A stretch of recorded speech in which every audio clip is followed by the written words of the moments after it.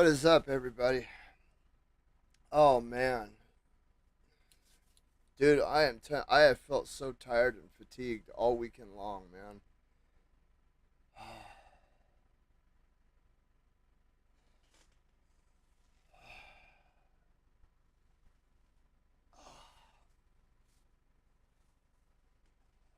Like my muscles are all sore, my back is sore. Ugh. Oh shoot. Oh, I love it and I hate it at the same time. You and I are drinking poison from the same vine. That's such a good song. You know, a lot of people see me and they think that my musical choices are like, cause you guys see, dude, I wear like a lot of Cannibal Corpse and like Slipknot shirts, so people just assume that I'm like this. Like, I mean, I am a metalhead, dude, but my musical library is so vast, dude. I mean, I listen to old country and I mean hip hop, dude. Some of that, dude, like the '90s hip hop is some of the greatest music of all time, dude. And then you have like, well, not hip hop, like the gangster rap, like Dr. Dre and Snoop Dogg and you know, uh, Nas and all that shit.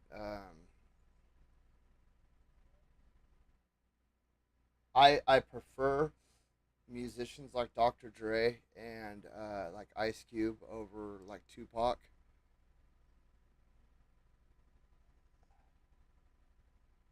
But I mean, still Tupac was great. And then like, so, and then you tell people too, like, oh yeah, like I'm all about '80s music, and you know they think karma, karma, karma, karma. You know what I mean? Karma chameleon, and it's like no, that's not just '80s music. Like thrash metal was born in the '80s, dude. I mean, some of the best albums of all time came out during the '80s. I mean, you got Rain and Blood, Master of Puppets, you know, and Justice for All, and I mean, so far so good. So what? Peace sells, but who's buying? The Sound of White Noise, dude. New World Order. Like, I mean, there's just dude, Merciful Fate, King Diamond. There's a lot of good stuff that came out, dude. A lot of Sabbath, a lot of Ozzy that came out, and that's actually the I'm not a huge fan of Ozzy. I've seen him live like 8 times, and I highly respect him because of you know what Sabbath, the influence that Sabbath had on the generation of music that I prefer. But I mean, he's not my preferred musician, but a lot of the stuff that he came out with in the '80s was fucking amazing, dude. I mean, you got the '80s AC/DC era. I mean, fantastic era. Aerosmith. Oh God, dude, Aerosmith in like the late '80s, early '90s. I remember being like 8 years old, right? And it, you know, like between like '91 and '94, and sitting back and watching like Headbangers Ball on MTV and like Yo MTV Raps, and this is like way before the Real World, and well, Real World was it was like in its infancy. It was like the first season and all that shit, but MTV played a lot of music, dude, and it was fantastic, dude. I don't know what the hell MTV does now. I last I heard they went all woke and they're like, you know, all white people are pieces of shit, and like I don't want to hear that. I don't want to hear that, dude. I'm so sick of hearing about that shit. Especially like, dude, like, there have been points in my life where I've had to eat food out of garbages, dude. I don't want to hear that shit. Anyway, but you had you know these great songs, dude, that will always remind me of that era. Like, I mean, the Benny and June soundtrack, the Proclaimers. I would walk 500 miles, and I would walk 500 more. just great music. And then Runaway Train, Never Going Back. Soul Asylum, which the video for that was pretty damn dark, if you ask me. It was actually eye opening. It was about a lot of these kids that were going missing. They just went missing, and it was all factual. So here we are. We're gonna hop into Arkham Origins, but the '90s had a lot of great music, and I know that people they're like I can't look at today's music and call a lot of it any good music. You know, I see a lot of this stuff that's coming out, and it's just it's disgusting to me because I don't feel like there's any real talent into it. I mean, you got people like Nicki Minaj and Cardi B, and Sam Smith, just and their popularity is more about their act than their actual music. Like Tupac had a message, dude, and that message was very clear.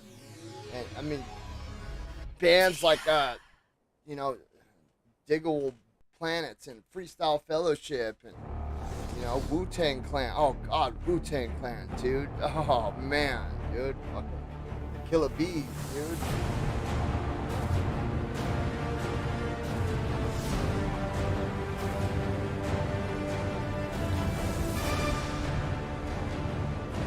Man, it was just, dude. It was.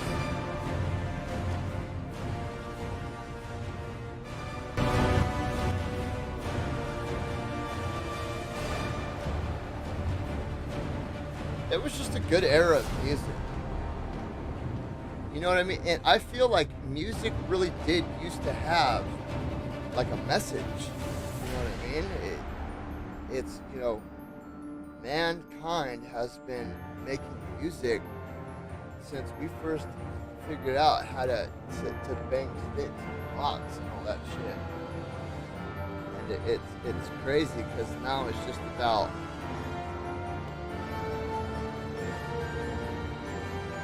banging, dick sucking this, and shooting homeboy that. Dude, I don't know. Like, I know that that's always been around. There's always been some form of that or the other. And like drugs is a big thing, dude. Like, so many songs reference drugs, but they did it in such a creative way.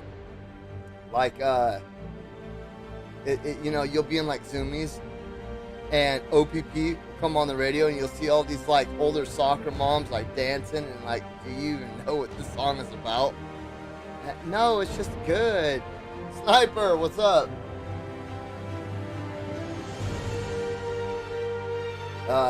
Another one.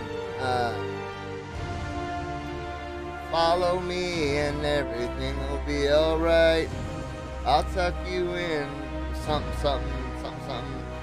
And I'll swim through your veins like a fish in the sea.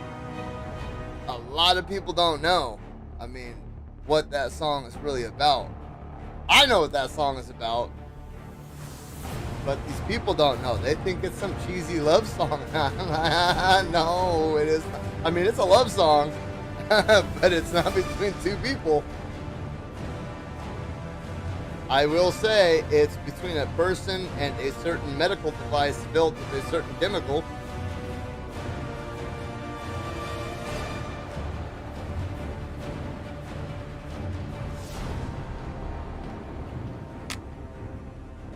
My very first girlfriend, right? My very first serious girlfriend, I gave her, I had this Metallica Master of Puppets shirt, and her parents were extremely religious, dude. Like, they spoke in tongues and all that weird shit, dude. Like, I believe in God, but don't tell me that you can speak in tongues, dude, because I will point to you right in the Bible. That is the language of the angels, and I'm sorry, you are not the fucking angel, dude. You cannot speak in tongues. That is fucking ridiculous, and I hate it when people tell me that. But I gave her, my most prized possession at the time was my Metallica Master of Puppets shirt. That shirt was with me through a lot, dude. It survived a lot of fucked up shit in my childhood. I lost my virginity in that shirt to her, and I gave it to her. right? As you know, because we were young, we were young, and I thought we were gonna be together forever. So I would never gave it to her. I love that shirt. Probably love that shirt more than I love her. Anyway, it was hanging on a wall. And we came back from school and it was gone. My parents said, "Being it's handed to me." I'm like, get the fuck out of here. Get out of here with that shit. But they said that it was satanic because Master of Puppets is about the devil controlling you. And it's like, no shit. If you actually listen to that song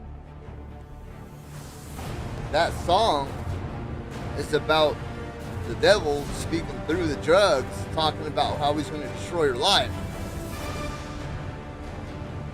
But, I mean, people hear what they want to hear. If you haven't heard Master of Puppets, in my personal opinion, it is one of the greatest songs ever made. Not because it was on Stranger Things. I've been listening to that song. You can even ask my kids. That song was on repeat in my car for a long time. In fact, when I bought my very first car, we were at a car dealership, right? And my uncle was like, "Which one do you want?" And I was like, "I don't care, whichever one runs the best, because I don't know how to work on shit." So I sat in this little 93 Ford Escort, dude, and turned it on, and I didn't change anything in it, and immediately the radio popped on and it was playing that song. I said, "Yep, this car right here, I'm buying it."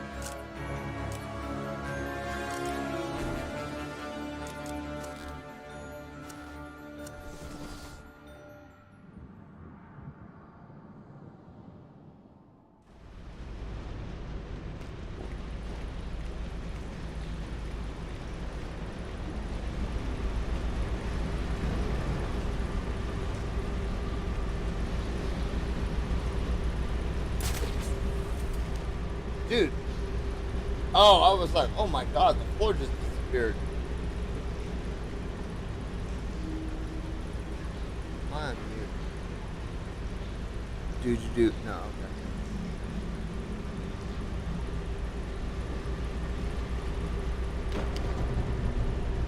I need to get to the top of this ventilation shaft. 6-2 Brandon. Has Black Mask responded yet? Negative. No word from him since he entered the building. Son of a bitch, Sionis thinks he can ignore us. What about Gordon? We got him investigating a B&E out of the abandoned amusement park. But word is Vicky Bales got wind of this. Damn it. I'm almost there.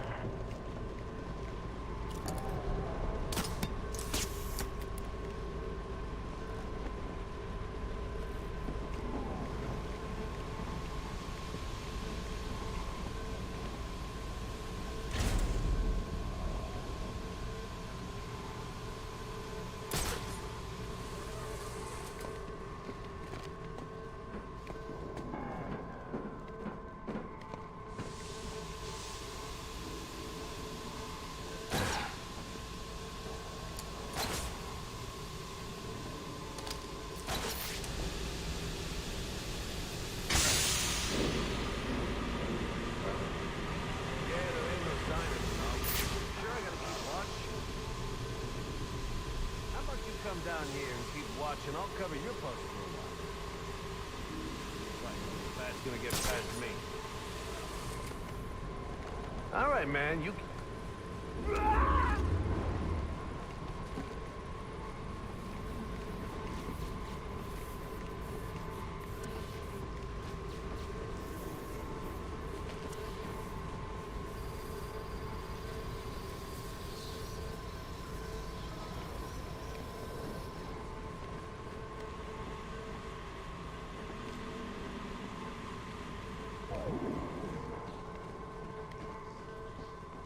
Okay.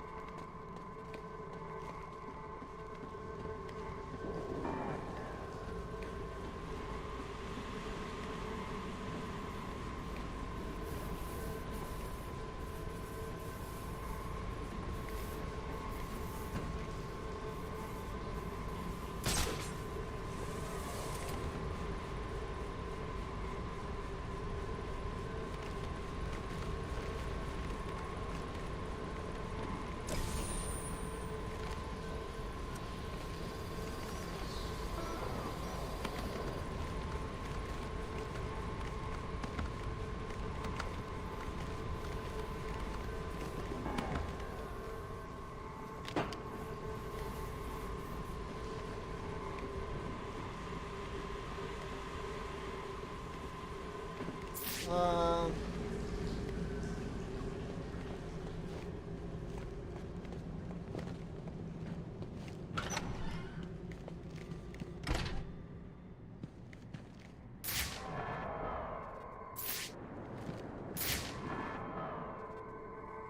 I swear, every time I go into detective mode, I feel like I hear, Christmas bells. Listen. Hear that? That pew doo.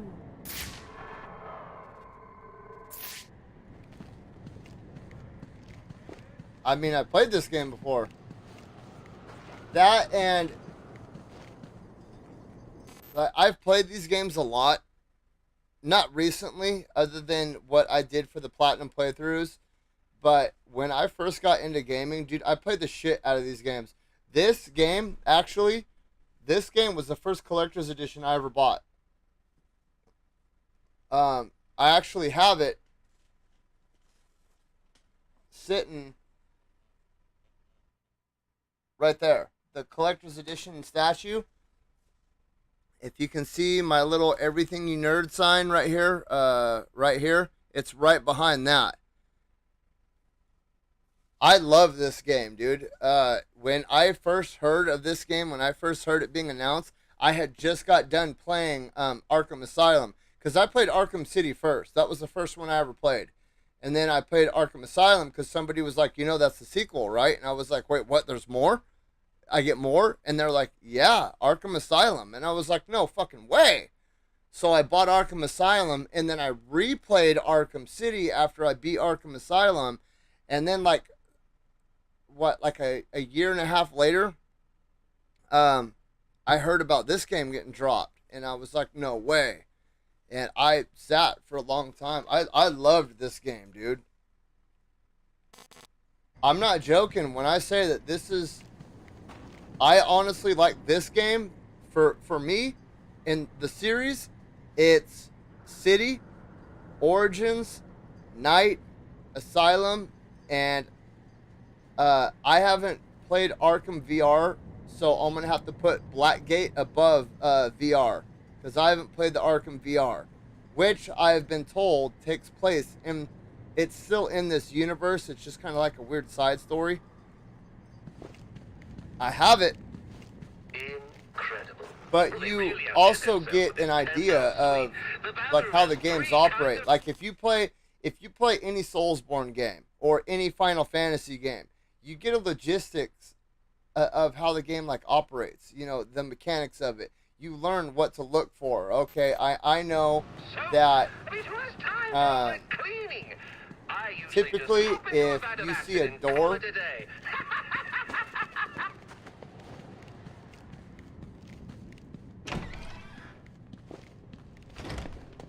If you're in an area like this, typically, you can open the door. If the door doesn't open, there's a puzzle to get it open, right?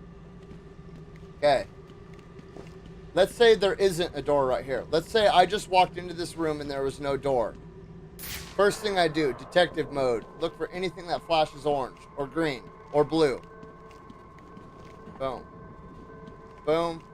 Boom. And then you piece it all together. I'm basically just reapplying all the knowledge that I've gained from the other games and then reapplying them to this game. It's not that I know where everything is at. It's like, okay, I know why you're asking me that, because you're asking about that fucking case file that I picked up. So let's go back over to this area. I'm at a crossroads. And I do this with a lot of games I play. Okay, so I know that I can go this way and I can go that way. So I will go a certain length.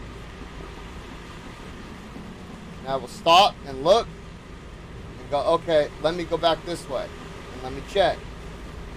They don't put shit like this in these games for no reason. If there's something like this, like a little side pocket, they're hiding something back here. And that's not true with all games, but with Arkham games, it is. Because if you've ever played Asylum, City, or Night, you know how many fucking Riddler trophies there are. Night had, fucking like 340. So you know, if you see something like this, okay, there's something back here. I gotta go look. And you keep fucking around until you either realize, oh, I don't have the parts for that yet, so I'm gonna just keep going, or I'm gonna see if I can figure it out. I almost walked away from this because I was like, that fan's moving, and I don't know if I can make it around that fan. But I was like, fuck it, I'm gonna give it a shot.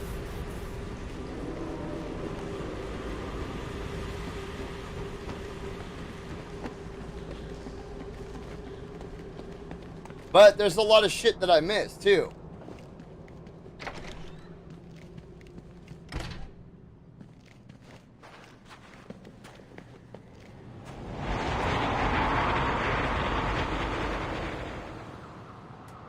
Oh, I love it and I hate it at the same time.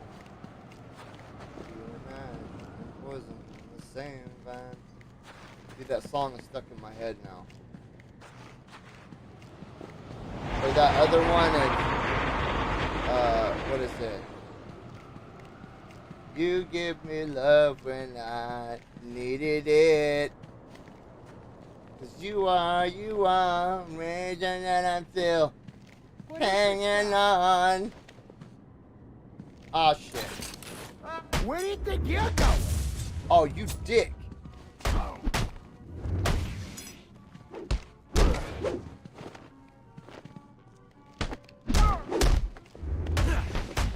Pick up the knife. I want to practice blade dodging. Come on. Get out of here! Pick the knife up. There you go, you pussy. You got a Come on. monster punch.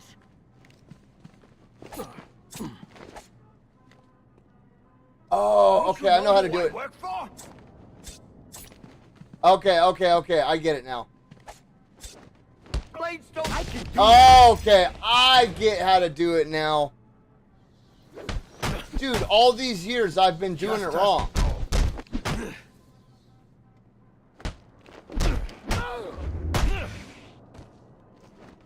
All these years I've been doing it wrong. I thought you had to pull back and hit triangle every time. No, you just hold back and hit triangle. You don't have to pull back and hit triangle every time. You just pull back on the stick once and then tap triangle every time you want to do the dodge. Dude, I'm such a dumbass. I can't believe how much of a dumbass I am, dude.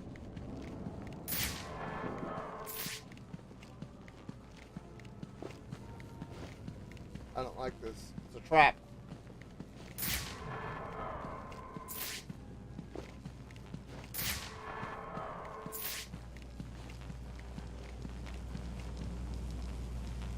Dude, I bet you that would smell so bad if you just walked up on a body being barbecued like that. Jacob, come here for a second.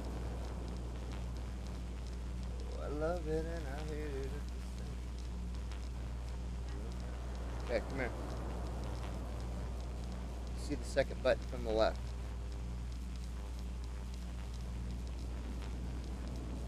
Push it twice. Second button from the left. Yes. Okay, no. Okay, hit the furthest one left now. Hit it once. Hit it again. Okay, we're good. Thank you.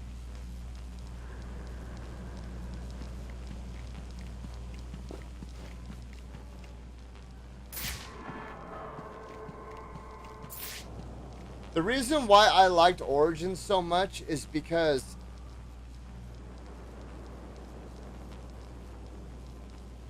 on the surface, I really want to be the Grinch.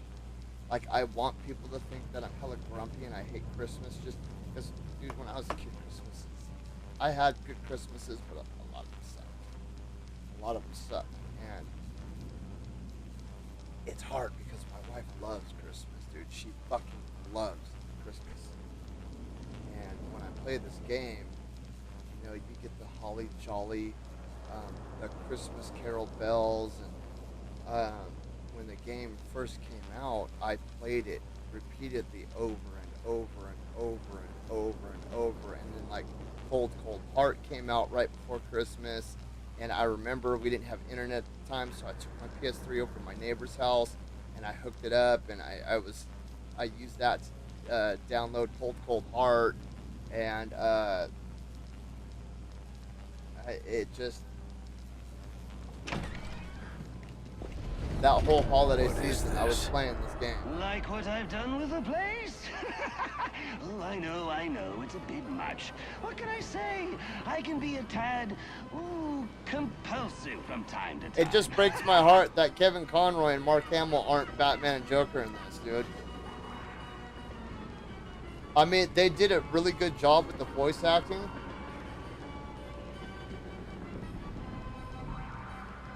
But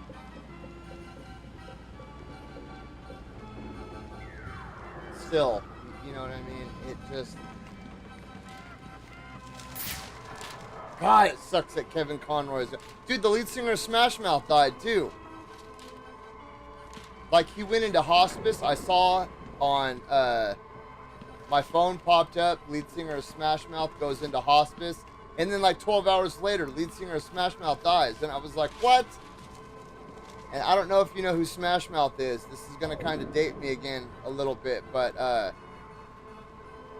they had this song called You Might, and you guys probably know it as the Shrek, I'm an all-star, get the show on, get paid. But they used to be like a party ska band, like Sublime. They were a little more rockish instead of like punk, but they had that song called Walking on the Sun. Might as well be walking on the sun. 25 years ago, they broke out and they spoke out. That's a good song too. And then like it had like beer goggles, and that was a great Fushu Mang. That was the name of the album.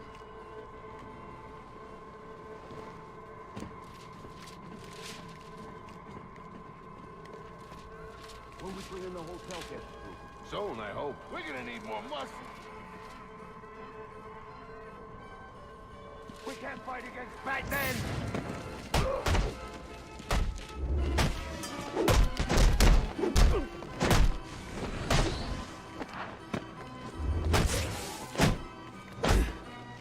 Back in the game!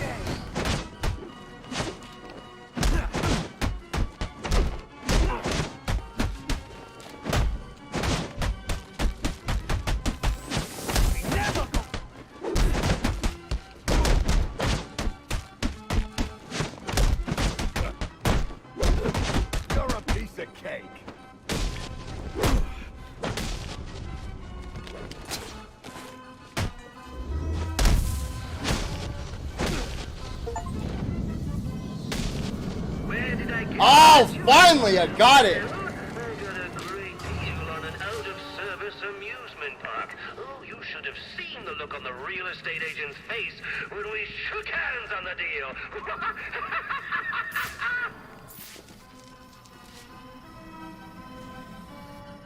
Dude, can we please get a remastered Arkham Origins for...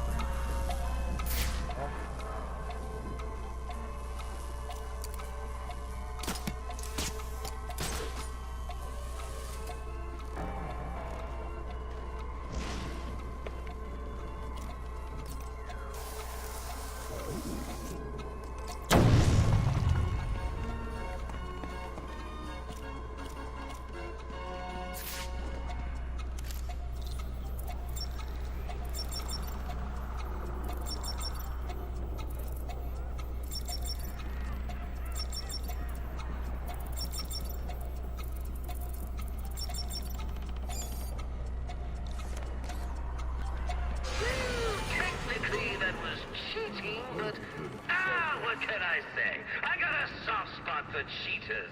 So bravo, Batman! Bravo!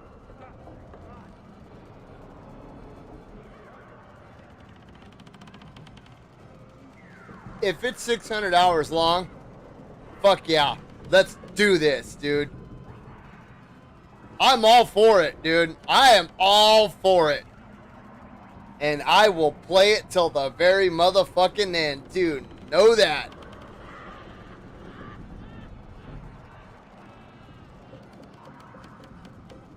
Dude. Not that I have anything wrong with the old Teenage Mutant Ninja Turtle games. If you ever want to know what a heart attack feels like, find yourself a Nintendo, right? Get a regular Nintendo. One of those right there. One of those right there. Oh, wait, hold on. Ah, that boy right there. You can't see it. There you go. Right there. Okay? Get you one of them and find the very first Ninja Turtle game. Okay? Hold up. Hold up. Wait a minute. Let me show you something.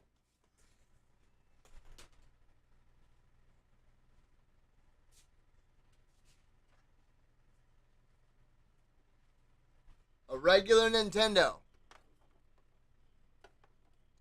Complete with gun and controllers and everything, right? Got Super Mario 3 in it.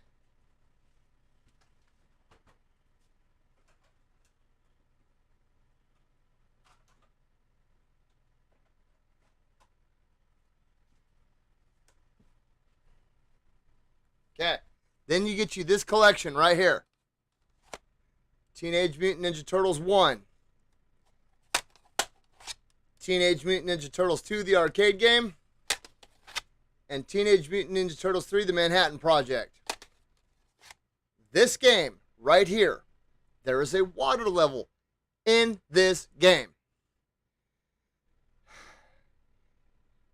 If you want to develop gray hair at fucking 10 years old, play the water level in this game. I guarantee you will develop some gray hairs.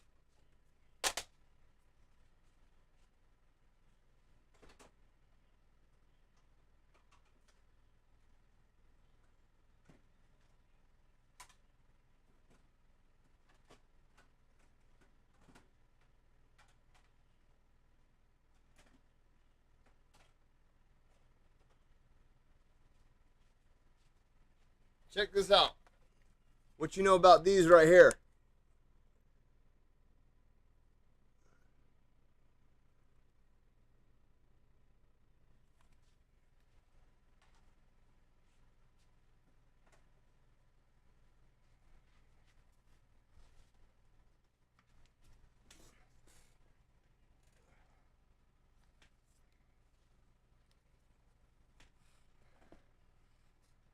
If it's 600 hours long, homeboy, shoot that shit. I will play all 600 hours too. I am not even fucking playing. Oh, I love I hate at the same time. You and I were drinking poison from the same vine.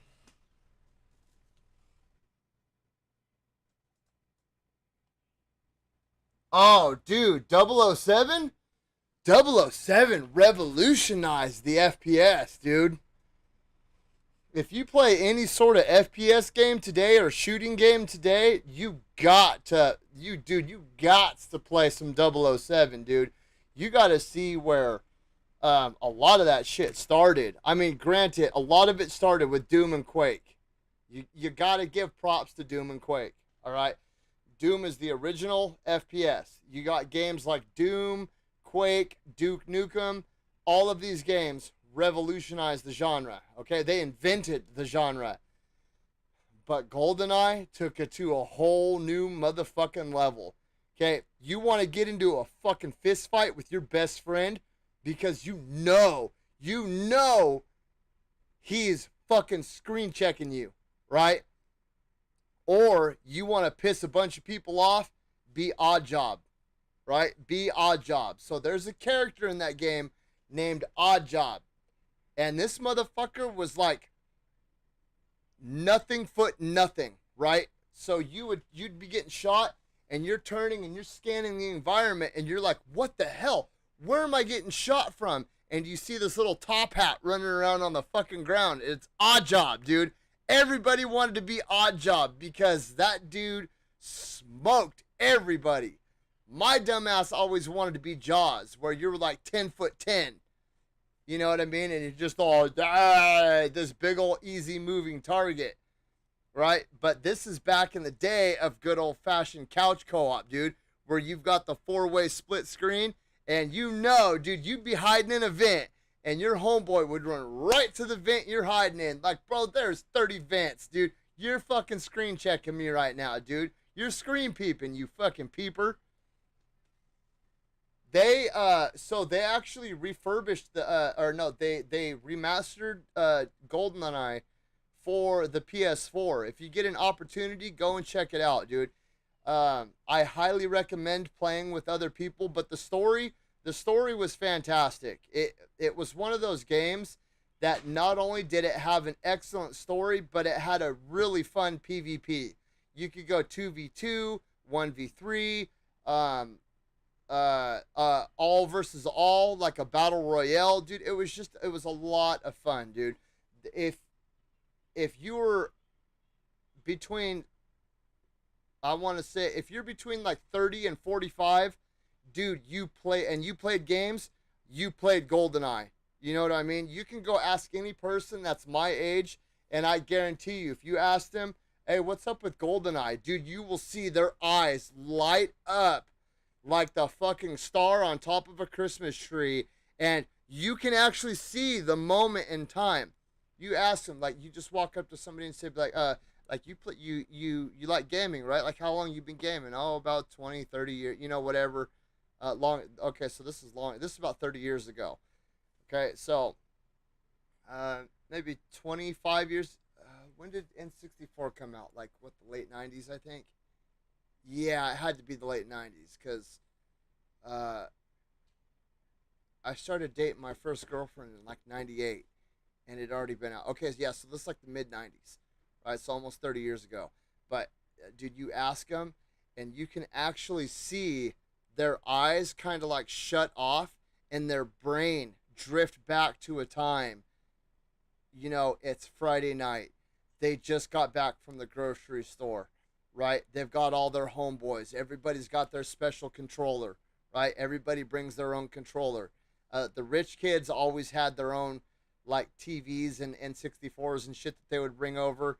But if you were a poor kid like me, it was one N64 and one TV, right?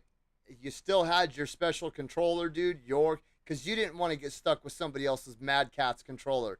But you can see it, like, these people, I mean, maybe they're leaving Blockbuster Video, or maybe they're leaving First Run Video, or Hollywood Video, or whatever, or Bel Air used to have a rental section, and they're leaving that section of the store, and they've got popcorn and candy bars, and they've got like Jolt Cola and Surge and Twizzlers and fucking pizza, and they're just kicking back. It was a fantastic time, dude. I can't begin to explain how fucking awesome those Friday nights were, dude. It was just, dude, man, like, kids these days they do not understand, dude, how fucking amazing the 90s were, dude.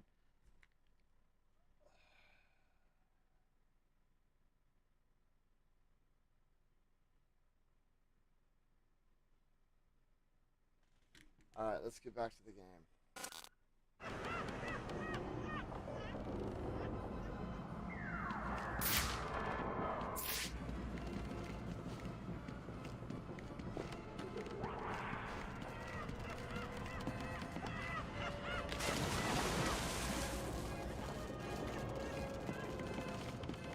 The graphics are shit. Oh, Jolin! ¿Qué pasó, Jolin? Just to let you know, Sniper, don't be expecting a graphical masterpiece. No, I'm going to tell you right now, dude, the graphics are shit. They suck ass. But, dude. You're fucking screen splitting, bro! You're screen checking me, dude! Fuck this shit! I'm done! I'm No, man, let me be odd job this time. I'm gonna whip your ass now.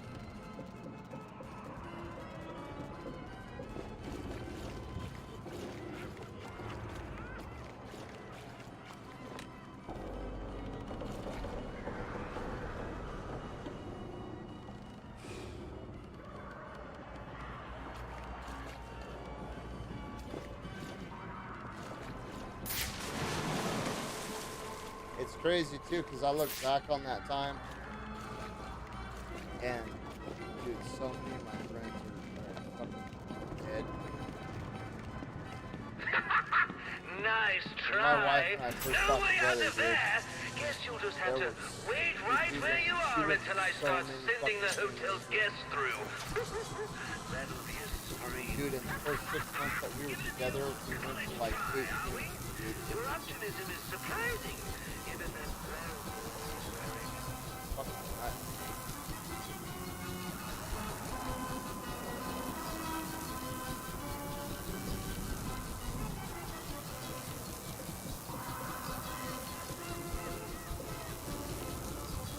I see some of those movies. Like, I see a few of them now.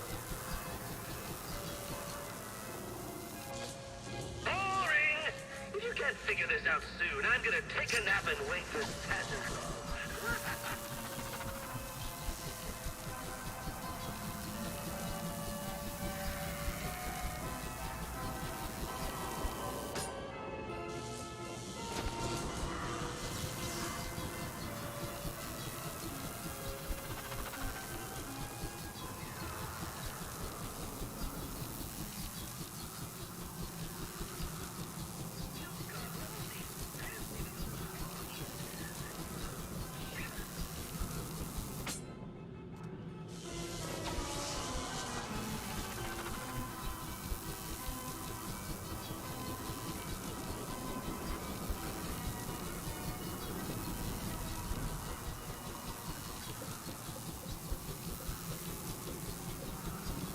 So we went to San Francisco over the weekend, right?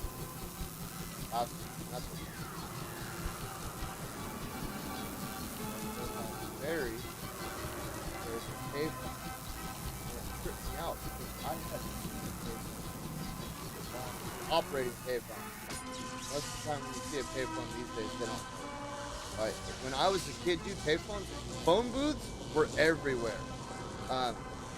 Not like how you see in the movie where you slide the door open and you walk inside of it. That was only like in major cities like, you know, Detroit and New York and San Francisco and stuff like that. It would just be like this stand with like a metal frame around it and then a phone on the inside, right? And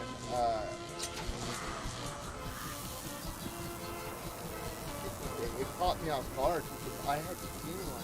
And so like they were everywhere and then all of a sudden they were nowhere.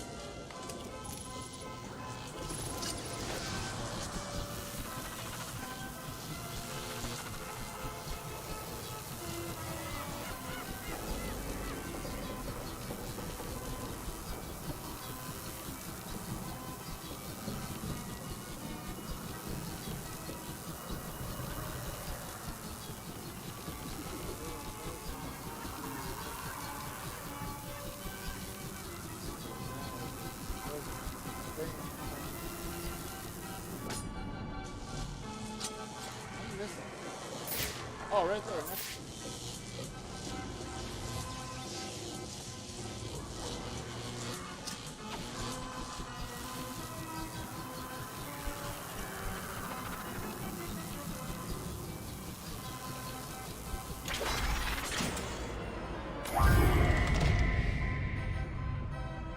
Aren't you resourceful? Now pay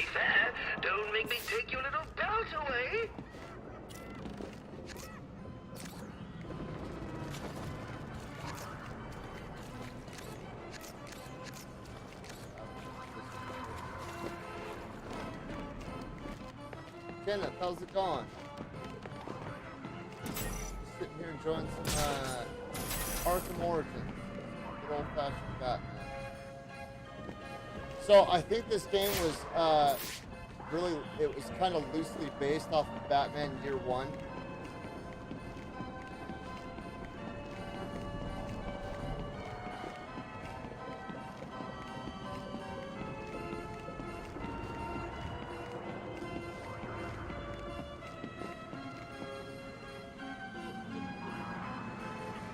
No, Nathan, this is my dual PC setup. We're streaming from Steam right now. We got that problem fixed up, dude, and I am excited. I am super excited because now I get to stream all of my Steam games for you guys. And I've got a nice little collection of Steam games going on. But the next problem to be fixed is going to be the 360, the Japanese PS2, the PS3, and Xbox. For some reason, Microsoft doesn't allow you to stream straight to YouTube. You have to hook the Xbox up to a computer and then download through a third-party software. You have to go through Twitch and then to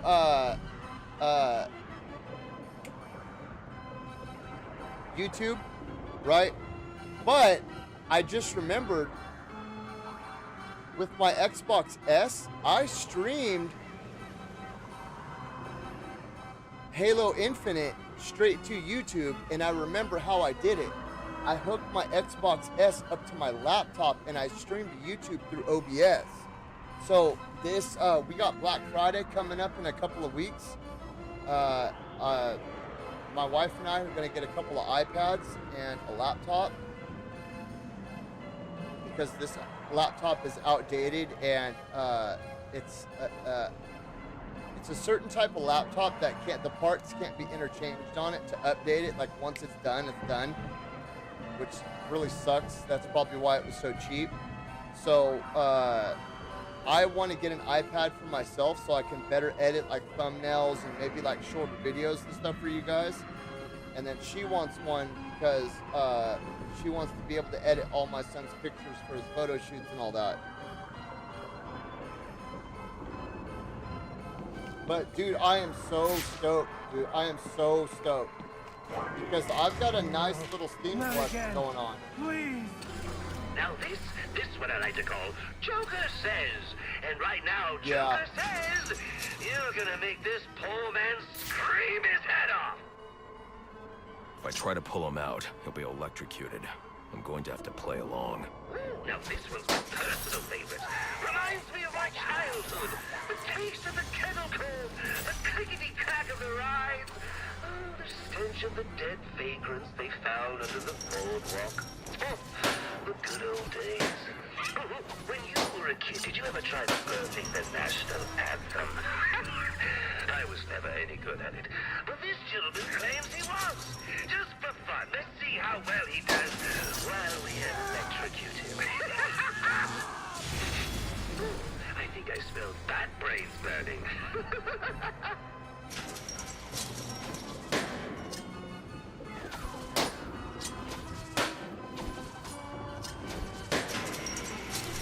Four, three, one, two.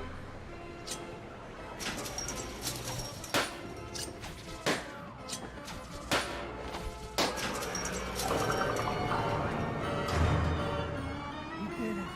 Oh, God, you did it. I think the one little thing you need to work on is that sense of humor. You haven't smiled once tonight, and you know what they say. To be honest, I'm not really tripping. I need something to where I can edit my thumbnails and learn to start playing with Adobe Flash Player on the go. Because trying to do it from my phone with my fingers is really hard. Especially like if I'm trying to write something on my iPhone, I have to do it with my finger because iPhones don't accept external writing devices. So that's why I need it. she needs the highest quality one because she needs to edit for his photo shoots and all that. But I just need it to be good enough to be able to run Adobe Flash Player, and I'm good.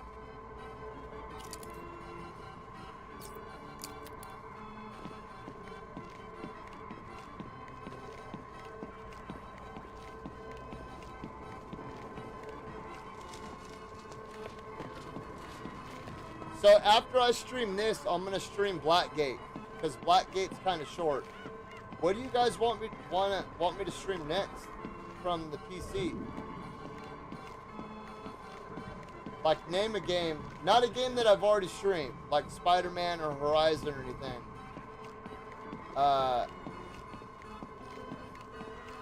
But Century Age of Ashes, that like Dragon Battle Royale game, Naraka Blade Point, Neo 2,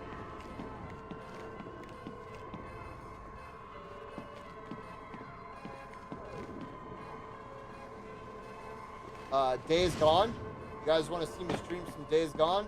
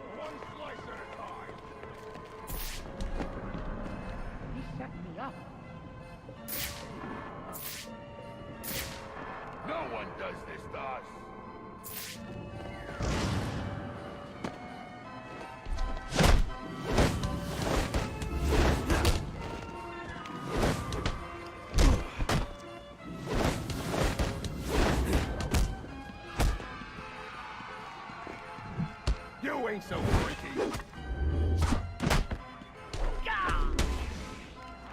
This is gonna get messy, and I'm diving in, up to my elbows!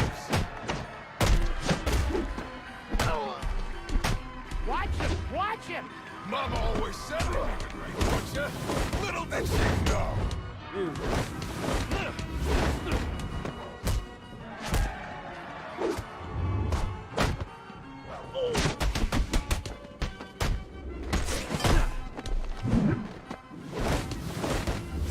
I've beaten bigger guys than you.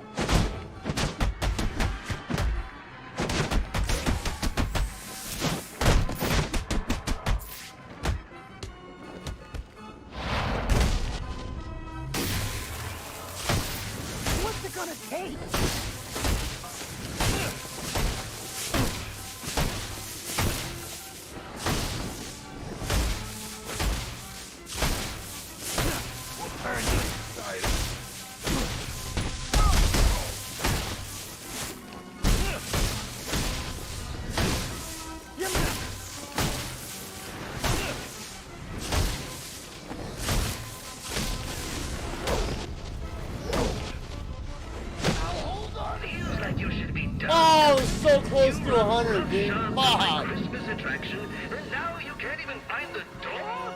Oh, the sad part is, there is no door. That's right, no one gets out. I'll admit it kills repeat business, but then, so do the rides. You want to know the awful Oh, I love it. and I've already accomplished so much more than you in the, what has it been, 2 years that you've been doing the whole costume thing? Roman Sionis gone. Whoa, that guy was corrupt to the core. Got rid of him. That warden at Blackgate? Pretty sure he'll be facing charges after what I made him do tonight. It's amazing what you can get done when you don't concern yourself with right and wrong. When you just do things for Actually, Joker, dude? And it's hurting What your the hell? legacy. You Joker's got a point, dude. serious? I mean, he did Batman a favor. He took out a lot of these bad dudes.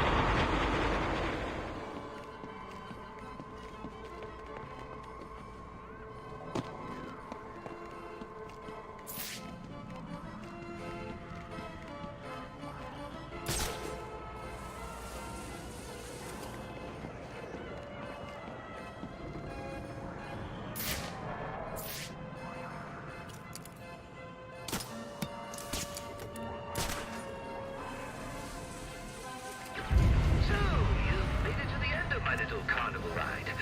Unfortunately, you're supposed to be dead by now.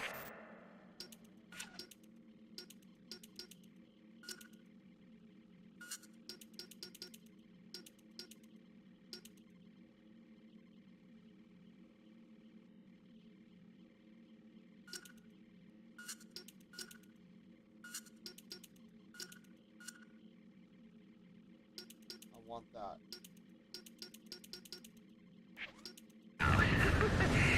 Will you excuse me while I just go shoot the architect? Come here, you little boss! Please, don't! Ah!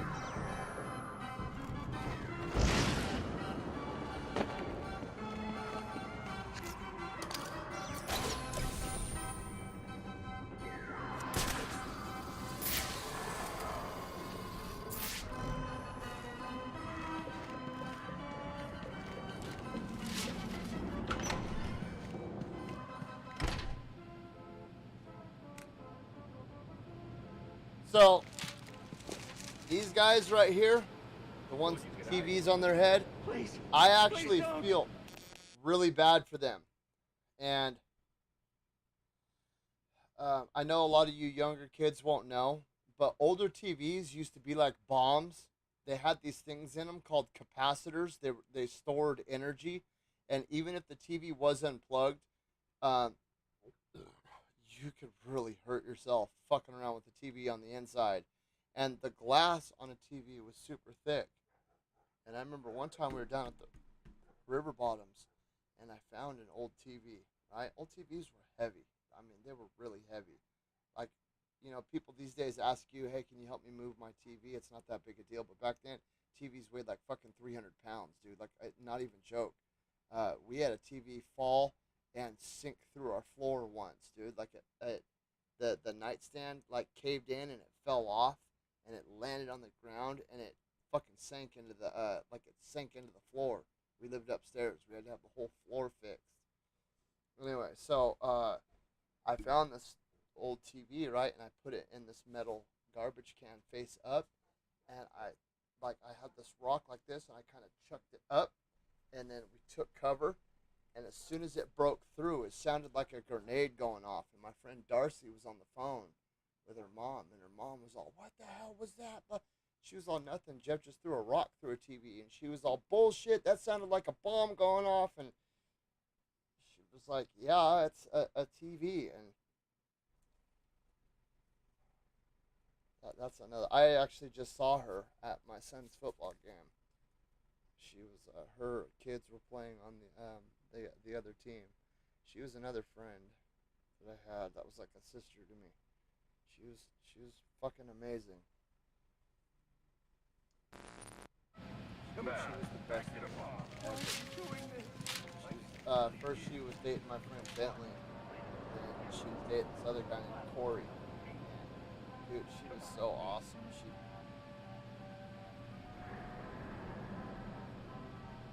always hooked me up with her friends. And dude, there was like a 2-year period where we were just like brother and sister. I was the only guy that her brothers liked too. Like they didn't even like his boyfriend, but they fucking loved him. His dad loved him too. Her dad was fucking hilarious. Oh my god, he was just fucking awesome.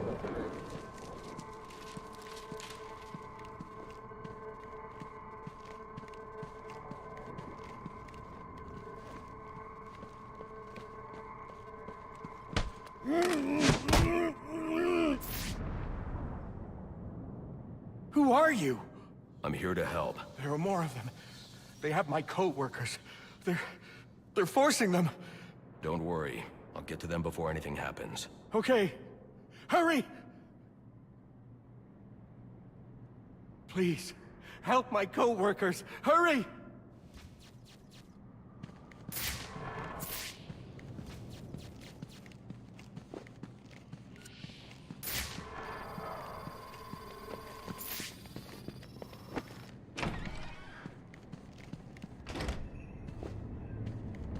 The bat ain't showing up. You alright if we ice these guys? Yeah, what the hell? Let's do this. He says we can kill him. Guys, look! I'm on TV! Hi, Ma! Hey, Vicky, come here, baby. Get a shot of this.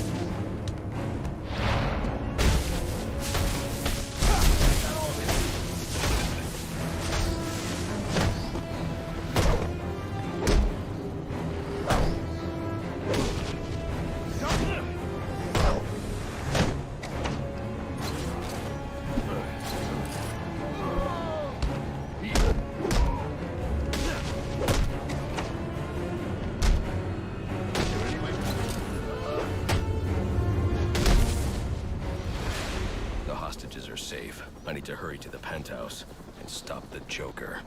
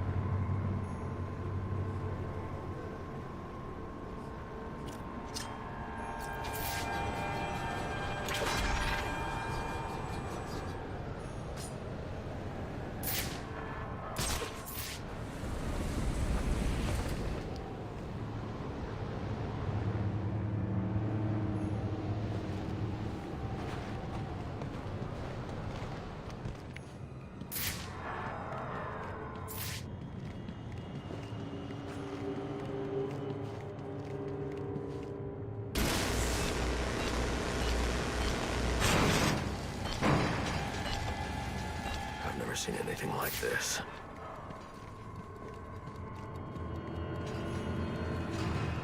These bombs are set to detonate December 31st. I should be able to disarm them with my cryptographic sequencer. Oh no! You found my snowman bombs!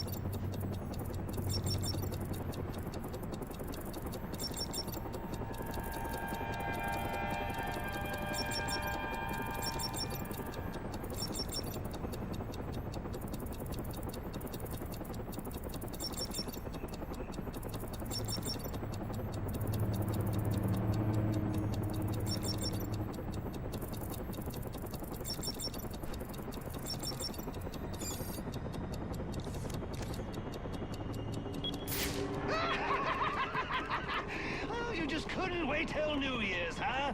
Well, guess the fireworks are going off early.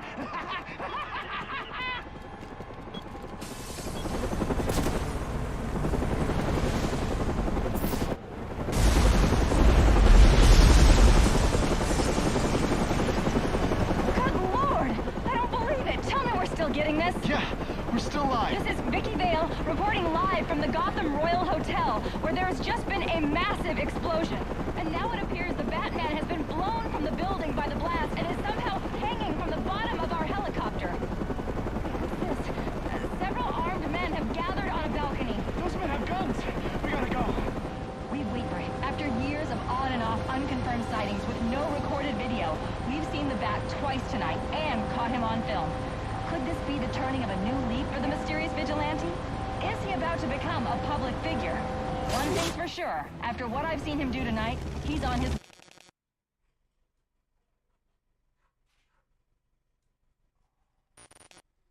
way to becoming a household name. You saw it here tonight. The Batman on live television.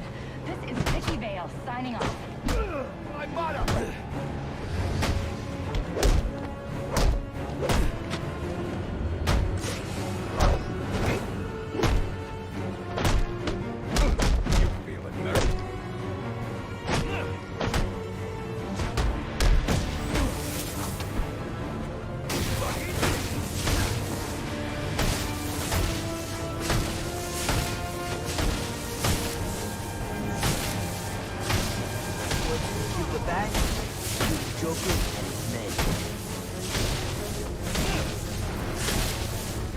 They fight like drunken idiotas. Reason with Patience, mis hermanos. Let them be. All right, brother. The bat is ours. Let's do this. You are no Bane's mercenaries. Let's see what they're made of.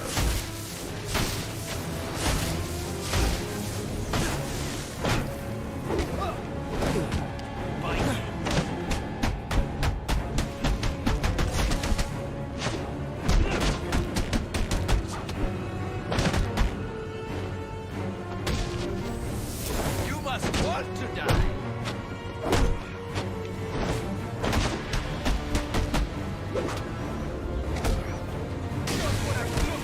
Damn it!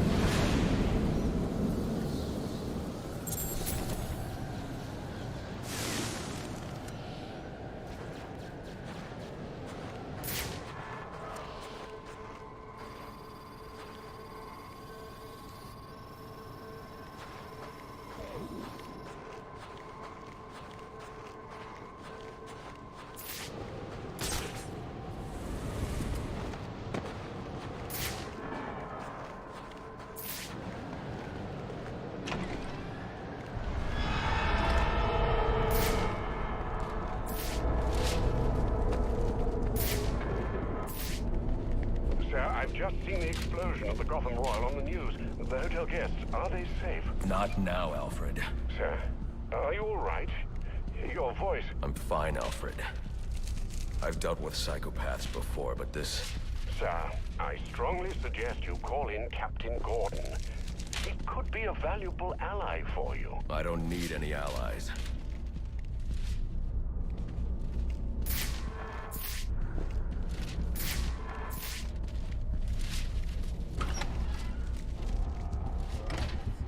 see the Joker's men here have been eliminated. Good work. But remember, our primary objective is the Bat. We must remain vigilant. He will not get past us. And this is the only way to the penthouse. We can hope you're right, but only time will test your words. The Bat is coming. So greedy. You didn't have to kill all my men, Bane Brains. There's plenty of that to go around. There's not a man alive who can escape us.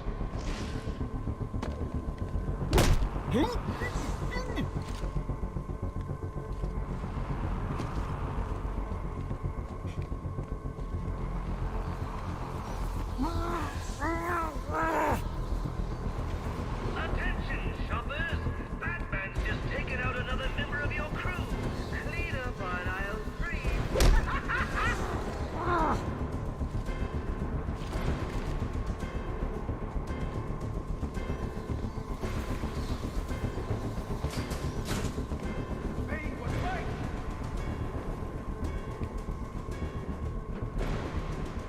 What happened to you?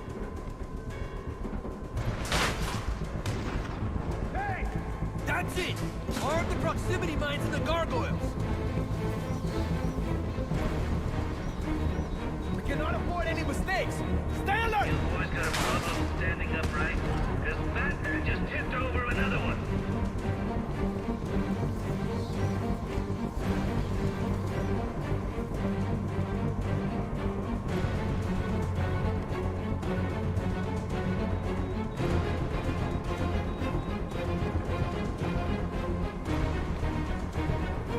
I lost him!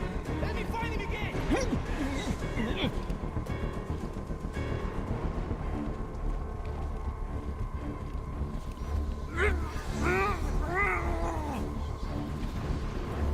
You'll have to excuse me. I guess you weren't explicitly told that if you happen to see the lad, you can fight back!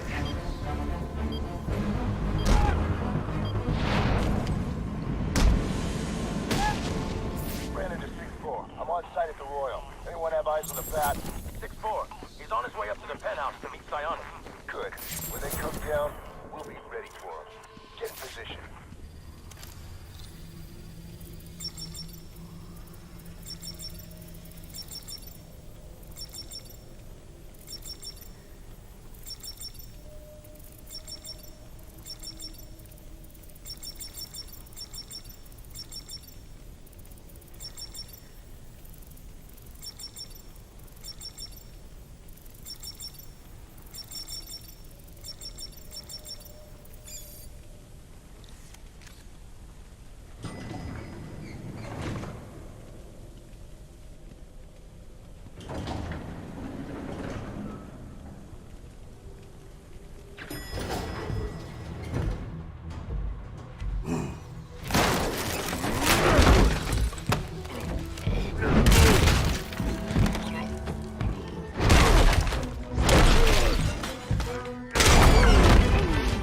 Nice of you to drop in. And just in time. He's mine, Payaso! Remember, you gave your word. You have 1 minute. Do they even have manners where he comes from? You see, it's a tradition in my house to open one present each on Christmas Eve. How about this one?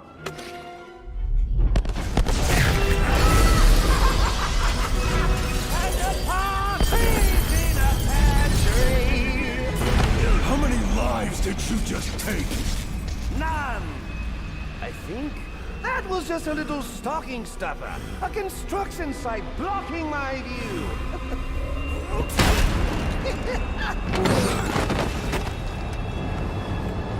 But this one isn't.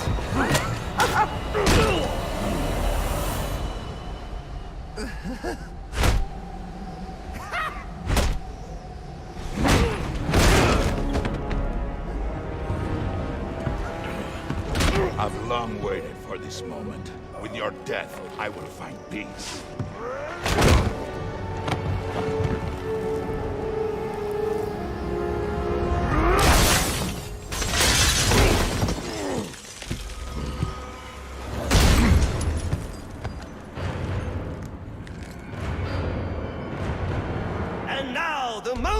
all been waiting for, I present to you the death of the Batman. Let us see what you can do. These tricks will not help you.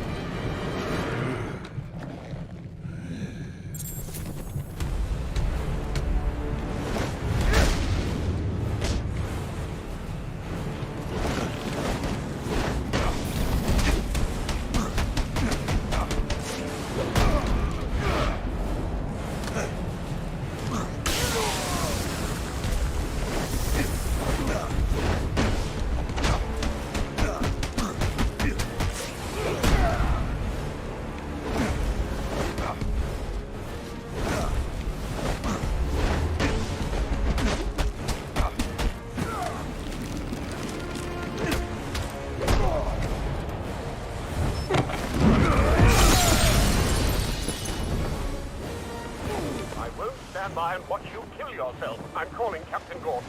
No, not now.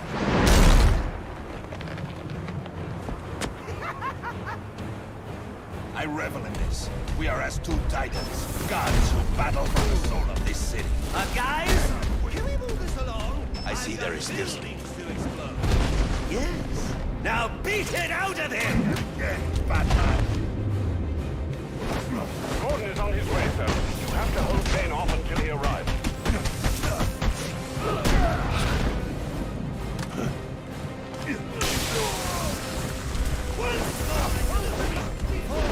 And all through the house, not a creature was stirring, not even a... well, a bat was stirring, but a few more blows to the head and he won't be anymore! When I'm done with you, I'll be coming for you, payaso loco!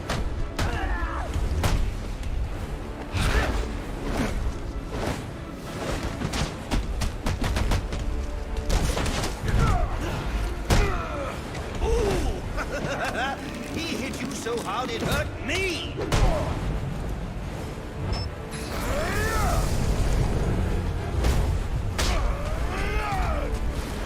Stand your ground!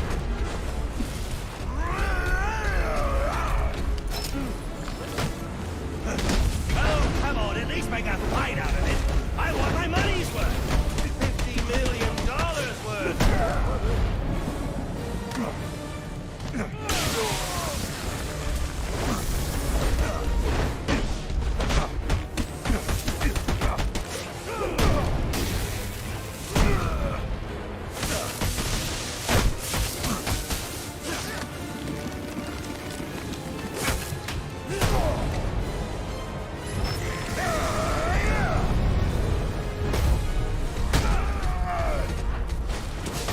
Looks like this is it. It was nice knowing you. Actually, no, it wasn't. Kiss my strength!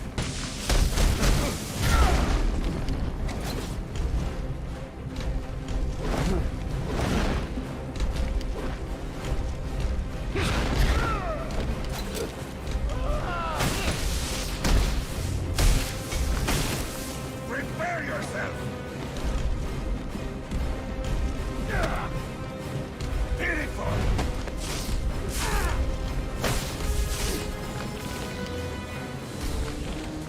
Run for your life! Batman! Face me! Your attention, Batman! That was unsatisfying. No, why?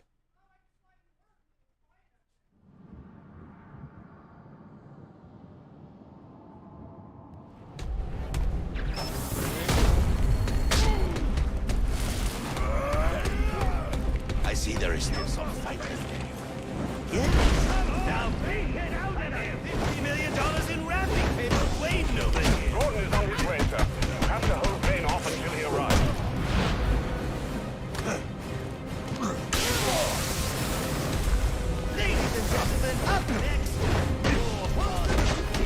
Christmas it all through the house. Not a creature was stirring, not even a... Yeah, well, a bat was stirring, but a few more blows to the head and he won't be anymore. When I'm done with him, I'll be coming for you, Payaso Loco. Stand your ground!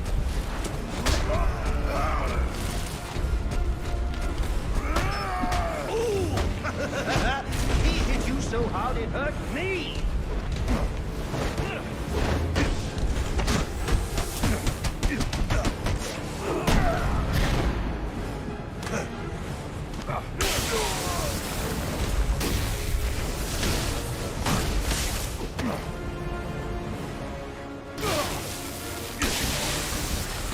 Oh, come on, at least make a fight out of it. I want my money's worth. $50 million worth.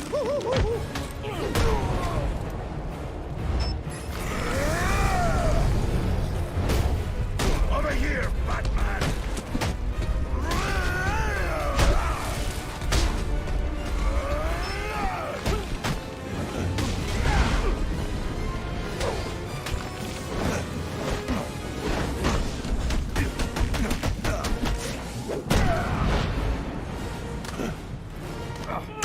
Looks like this is it. It was nice knowing you. Actually, no, it wasn't.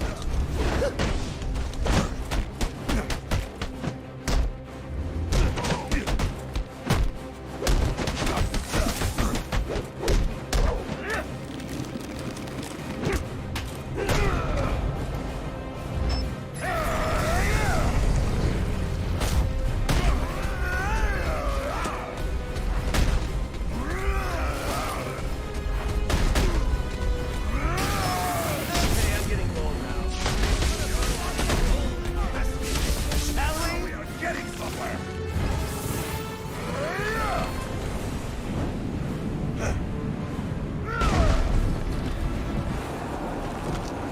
You just ran out of time.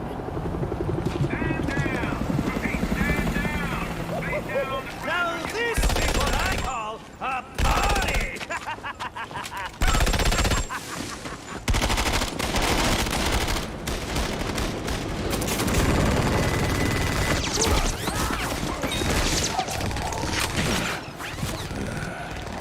This rooftop's getting too hot.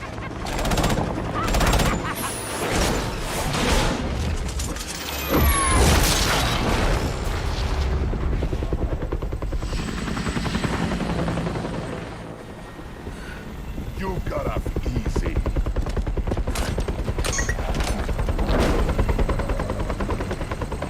Just where do you think you're going, huh?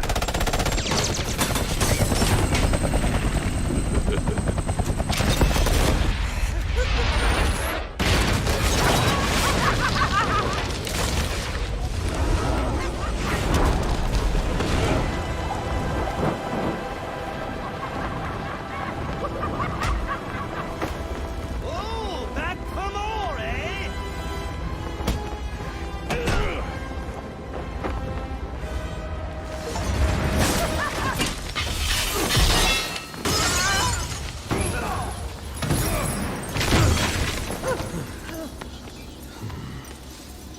Oh shit, Winston, what's up? Sorry, I was way into this cutscene, man. Newsflash! I'm the one who's trying to kill you!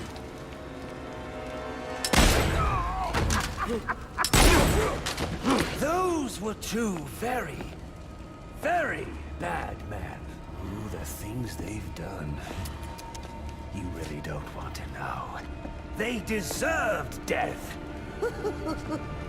Just like me. Freeze! Don't move, freak! I think he's talking to you. Take him down! Down!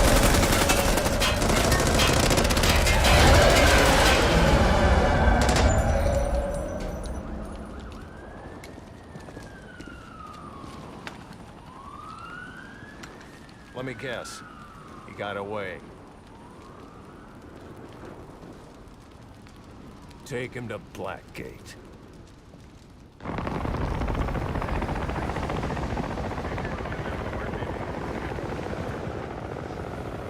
This is like my favorite scene. Where'd he go? Huh? The Bat. Your partner. My partner? Who else would jump off a building to save your sorry ass? You know, officer. Right here. I was wondering the same thing myself. Oh god, that gives me goosebumps, dude. Ah!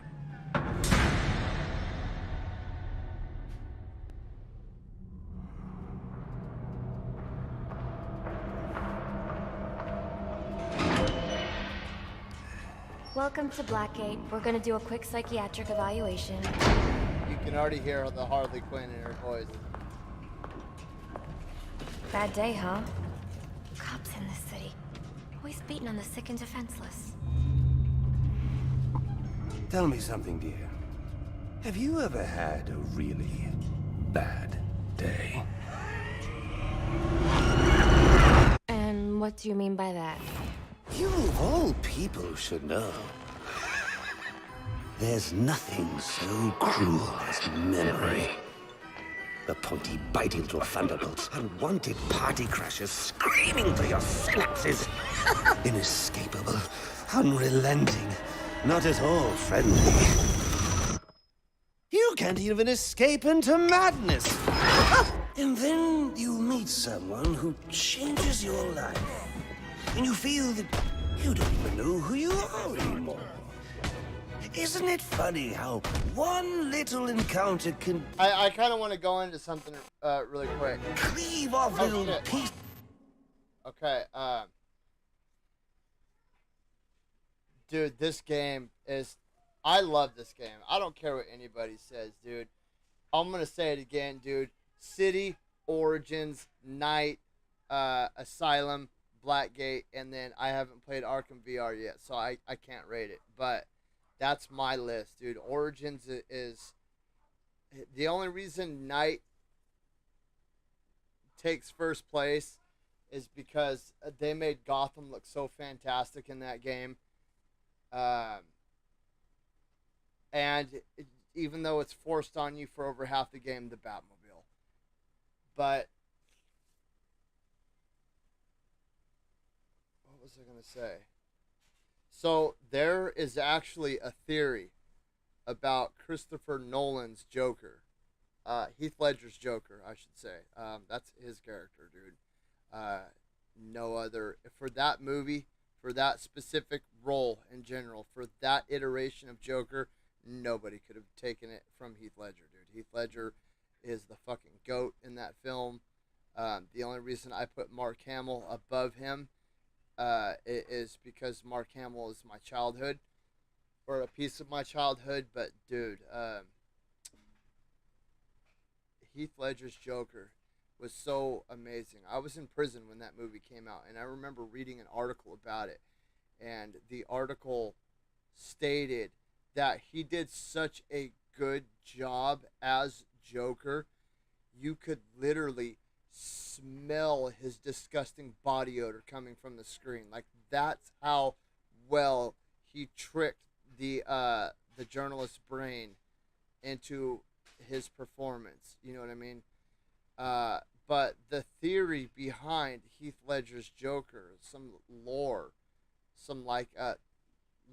theory, is that Joker was a spec ops, a really hardcore spec ops soldier that did like a lot of hardcore shit over in Serbia and China and shit.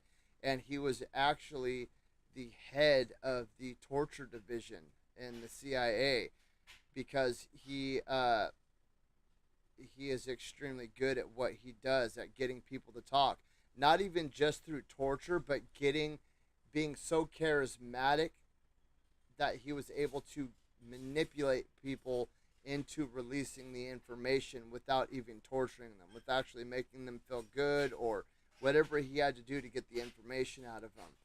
I don't know if you guys have ever seen this movie, but there's a movie with Jamie Foxx and Gerard Butler called Law Abiding Citizen. And Gerard Butler plays like this guy. He's ex Special Forces, and he kind of snaps. And his wife and his kid are killed by some fucking piece of shit biker meth dealer, right? And the cops like screw up, so he basically figures out how to like kill all these people from inside of prison, and because he's a master tactician. So Joker is described as one of the best tacticians to have ever lived, and that's why he's so good at his job. But something from his past life caught up to him, and he actually did at one point in time have a wife and a kid, and he came home one day to find his wife and his child. I can't even, I don't even know if I want to say this on YouTube, but how they were so viciously unalived that it just broke his mind because of how badly they were unalived. And that's when he kind of snapped, because he was thinking that at least he would get some justice out of it, and he got nothing. And he wanted to try to find the people that did this, and come to find out it was like our own government that hired some of his old, because they thought that he was going to be a liability, so they sent some of his old rivals or some people that he had screwed over in the past to come and kill him, but his wife and child were there instead. And he snaps, and that's when the Joker started popping out. And then the whole incident with the Red Hood, and he was at the chemical factory, and all this other shit. But the reason why Bruce Wayne or Batman doesn't remember him, because it wasn't Batman that did it to him. It was just like some random peon cops that, they were in a gun battle at the Ace Chemicals plant, and he it wasn't Batman that accidentally bumped him into it. It was just some random cops that did it, and that's why he starts taking his animosity out towards society, and especially towards the Killing Joke. He was a comedian. He was a failed comedian. They kind of took the Killing Joke, that's what this theory is that they took bits and pieces from the Killing Joke, but then added a bunch of other shit in with it based on the character traits that Heath Ledger's Joker presents in the film. The way that he's so able to play chess with the society around him, that's the way that that's the theory that came up from that situation.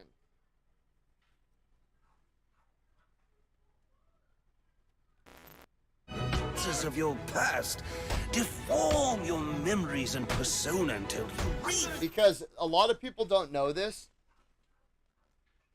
What a lot of people don't know, Joker is extremely good at hand-to-hand combat, and a lot of people don't understand this because he's so goofy and wild and maniacal that we as human beings take goofiness and that kind of like that weird mentality as weakness. Like guys at my work do it all the time because I'm really like goofy and weird at work, so I get treated like a weak individual. It doesn't really bother me just because, I've spent way too much of my time in life being mad and angry that it's just dust off my shoulder, dude. I don't even care. But I can see that in the Joker. Like, a lot of people think that he mainly relies on like guns and explosions and stuff, and a lot of people don't know that. I mean, Joker can whip your ass, fucking hand chopping you to death. You know what I mean? Like, he's an extremely adverse fighter. And that's where like a lot of the special forces theories and stuff like that come in, because where do you get that kind of training under the radar without You know, if he was like an old UFC fighter or something like that, people would know who he is. So people are under the assumption, okay, well, in order to get that kind of combat training and have nobody knew who you are without being some like Buddhist monk from the middle of the mountains, it has to be some sort of special forces. You know, Green Beret, Army Ranger, Recon, SEAL, you know, and anything of the like. So I actually like that theory. That theory explains a lot. I don't like the whole failed comedian thing. And that's why I didn't really like that movie, The Joker, with Joaquin Phoenix. I really did not like that movie. It just...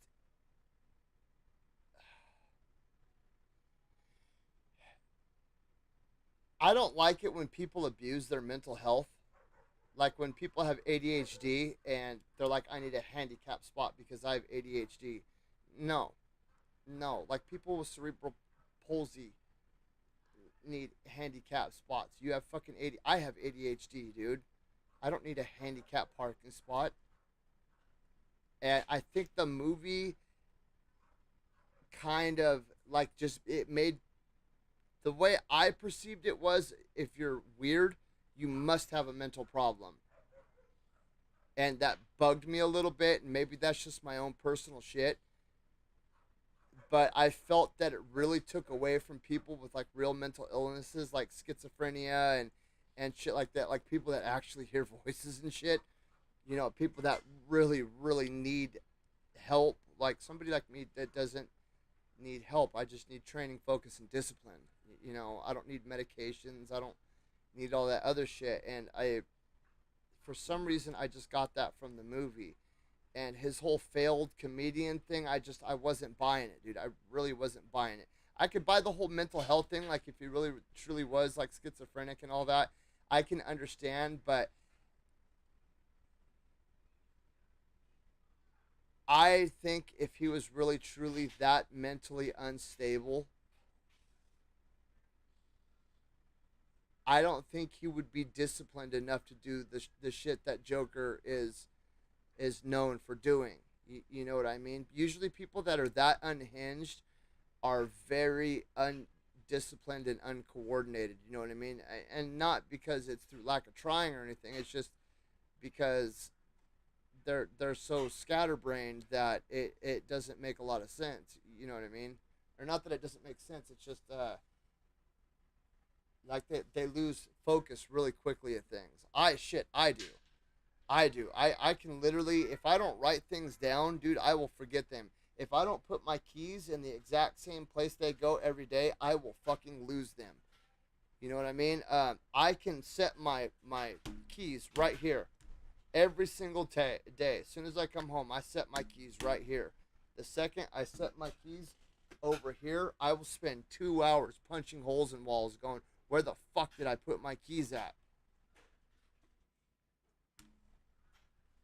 But Joker, to me, he just shows, when I see stuff like this, he shows way too much discipline and it may seem like chaos to a lot of people, but if you really start peeling the layers back, there is a lot of discipline, there is a lot of control, and there is a lot of focus in the actions that he does. I mean, he doesn't have any side hustles. He doesn't have any businesses. He doesn't have a drug empire. Yet he's still able to fucking obtain millions and millions and millions of dollars with hundreds of thousands of pounds of TNT and millions of gallons of gasoline to burn fucking cities to the ground. That isn't somebody that's schizophrenic. That is somebody that has suffered some serious trauma and they've had some serious hardcore discipline training in their life. And that's why I don't like the whole failed comedian with mental health issues. I don't really buy that. And I don't know. That's when I first heard that theory, when I was like, that's it. That's who he is. That's who Jack White was. Jack White was some sort of spec op soldier that was fucking so good that his own government feared him and had to try to have him taken out. You know what I mean? And then they royally fucked up, and uh, the beginning of the Joker is what came of that. You know what I mean? It shattered him mentally, and so he applied that to reality.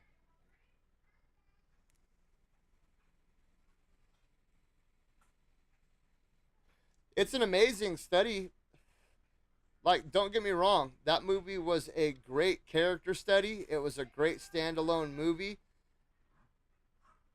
But, I mean, you're talking about the Joker. You're not talking about just some random ass character. You are talking about one of the most feared villains of all time. You're talking like Satan level of villainry. You know what I mean? We're talking Sephiroth. We're talking. Uh, who else? Shit, Thanos. Well, Thanos has been known to be good sometimes, but I mean, this isn't just some guy off the street. And that was like the other thing I didn't like about that movie. They treated it like he was just some normal, like a normal everyday person suffering from mental health issues. And I'm like, dude, what are you talking about, dude? There are iterations of this character that have literally cracked the planet in two. What are you fucking doing? And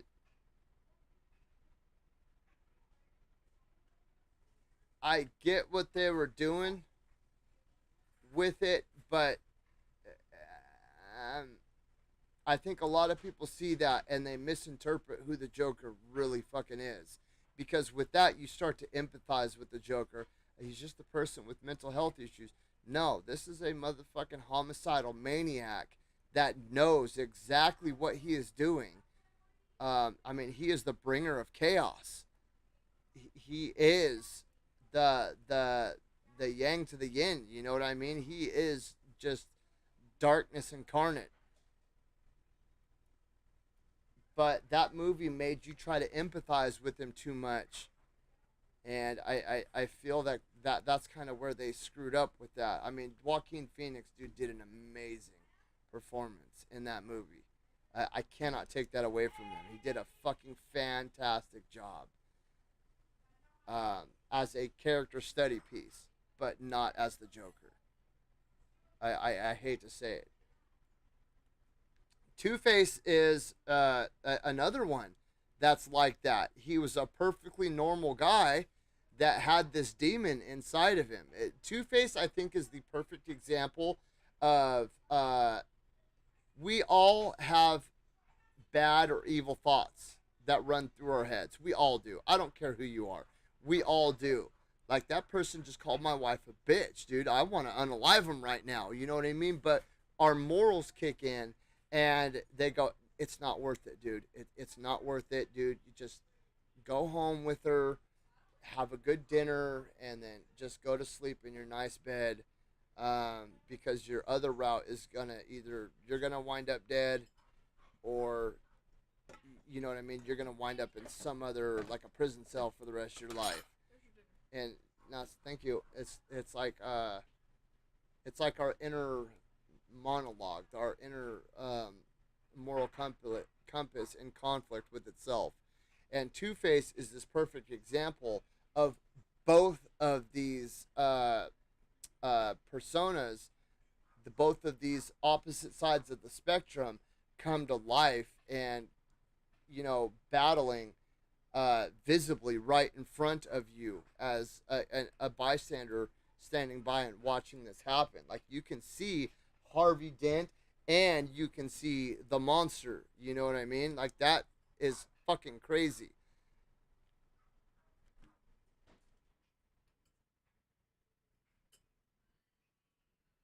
I always kind of liked. There are iterations of him that I don't like. Like, Aaron Eckhart did a fantastic job as not only Harvey Dent, but the monster as well. I say the monster because Two-Face, to me, is the character as a whole. And I say the monster to describe the opposite side of Harvey Dent. I think some of the cartoons rely too heavily on, I'm Harvey Dent and I want to do shut up, Dent. We're gonna flip a coin for everything. I've got a woman dressed in red over here that looks like the devil, and I've got a woman over here that is dressed like an angel. Like that, come on, shut up with that, dude. Like and Batman Forever, I love Tommy Lee Jones. He's one of my favorite actors of all time. But that fucking performance of him as the Two-Face, dude, was a fucking joke, dude. And I hate it when Two-Face gets portrayed like that. Because I can't take him seriously. He's like a fucking cartoon character. But then when you see Aaron Eckhart play that, and you get we actually get the full dynamic of the before and after, and we can see everything unfold, dude. It like that can be some scary shit.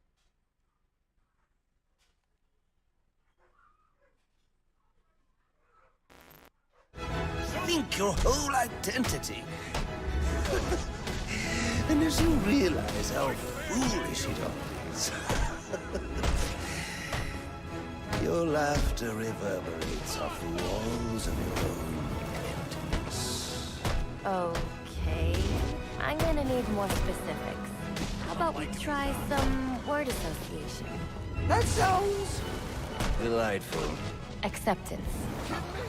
Tried, isn't it? Look, I'm only doing this to help you. Let's try this again. Acceptance. My favorite stage.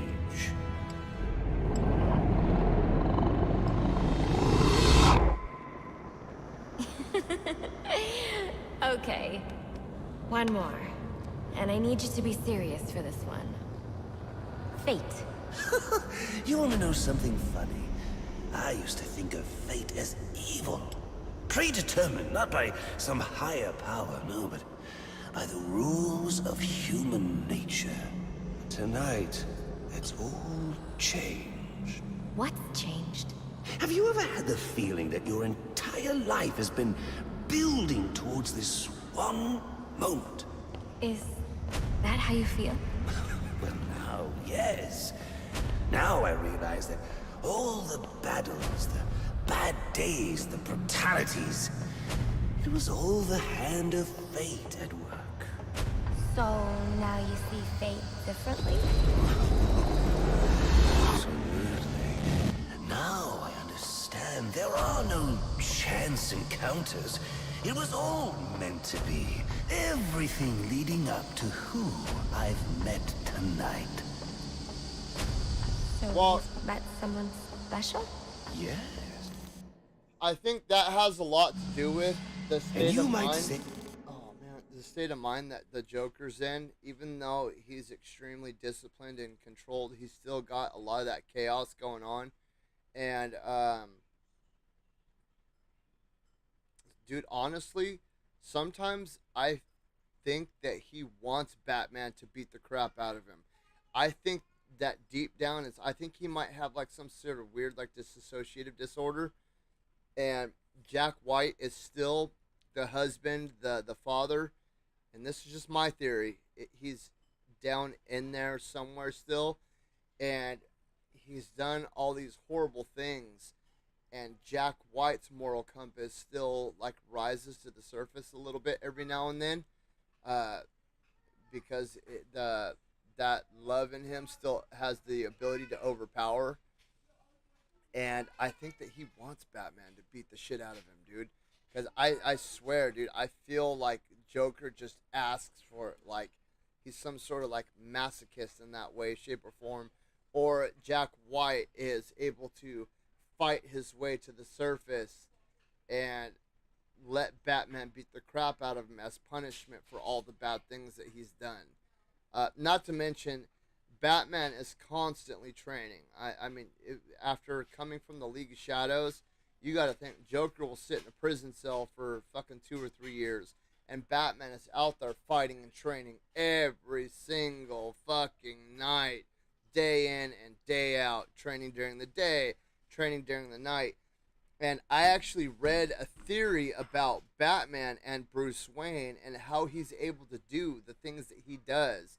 And it's this weird sleep shit that people, I guess certain people are able to achieve it. But how it goes is this sort of activity, you don't sleep for 8 hours through the night. You can actually control yourself to sleep at small intervals throughout the day. 5 minutes here, 10 minutes there, 3 minutes here. And this is an actual real thing. Like, people have been able to train themselves to power nap, like go into REM sleep for 3 minutes every like 20 minutes. Boom, they'll just power nap for like a minute and then they'll wake right back up. It fucks with your head a little bit, but certain people have been able to achieve this where they're not sleeping for 8 straight hours throughout the night. They're getting 8 hours of sleep throughout the day. And there's a theory that Bruce Wayne has achieved this ability so well that he can power nap for microseconds throughout the day, which allows him to do all this shit during the day and then be Batman at nighttime. So, like, every 2 seconds, his brain shuts off for like a half second. And it's nuts, dude. I can't remember where I saw this, but dude, it blew my mind. It like totally blew my mind. I was like, no way. And then I actually researched it online, and never to that extreme, but there have been people that have done shit like this. They just you know, they'll at lunch they power nap for fucking 15 minutes, dude. REM sleep for 15 minutes. And then on their 15-minute union break, they power nap for 10 minutes. And then, you know, they get in their car and they power nap for 4 minutes before they start driving home. Just crazy shit like that, dude. Like, a lot of insomniacs, I guess, do that. But I didn't know. I was like, I've seen people do it on meth. I've seen a lot of people do shit like that on meth. Like, you'll be talking to them, and you'll be having a full-blown conversation, and then they'll just stop for like 2 minutes, and they'll just shut off. And then, wink, they'll wake right back up, and they'll be talking like nothing happened, dude. But that's also under the influence of a lot of methamphetamine. Changed everything. Everything? Absolutely. I mean, do you realize what a vile world we live in? How lonely it is to wade through all that wretched filth on your own? It is kind of lonely, isn't it? Of course. Of course, you understand. Even in a crowd of other screwballs. You're so alone that you can kick, claw, yell, scream at the top of your lungs. And no one cares. It's like you don't even exist. I feel... Sometimes I feel like I'm trapped on this path leading nowhere. Into just emptiness. Now you feel like you've got someone by your side to share the journey with. Yes. Yes. And this person has shown me so an sad. exit Harley ramp thinks on this he's road talking to about her. madness. A way to a He's far talking about more Batman. interesting place.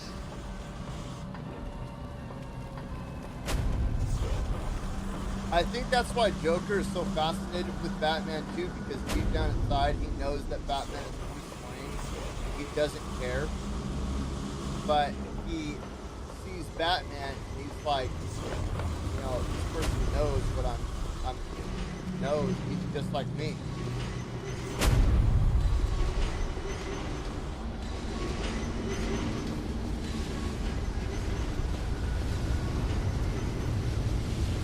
And how does that make you feel?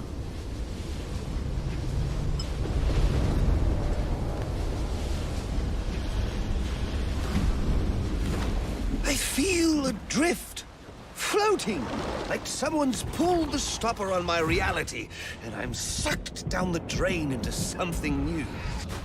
It's all very exciting, really. You wouldn't know what that feels like, I'm sure. I might. Can you tell me more about how this person makes you feel? It's like meeting someone I can actually relate to. Which, believe me, dear, I've never felt before. You understand. You're someone who's not afraid to let go and fall. Free falling. And I didn't pack a chute. Poor Harley. You know what I mean? Talking about me, girl? Yes, No, I he's do. I figured you would. So, may I ask, who is this person? Oh, someone very, very special. But whose real name I don't even know yet. My name's Harleen. Harleen Quinzel. What a pretty name. Do your friends call you Harley? Oh, I don't have a lot of friends. Well, Harley, you got one now.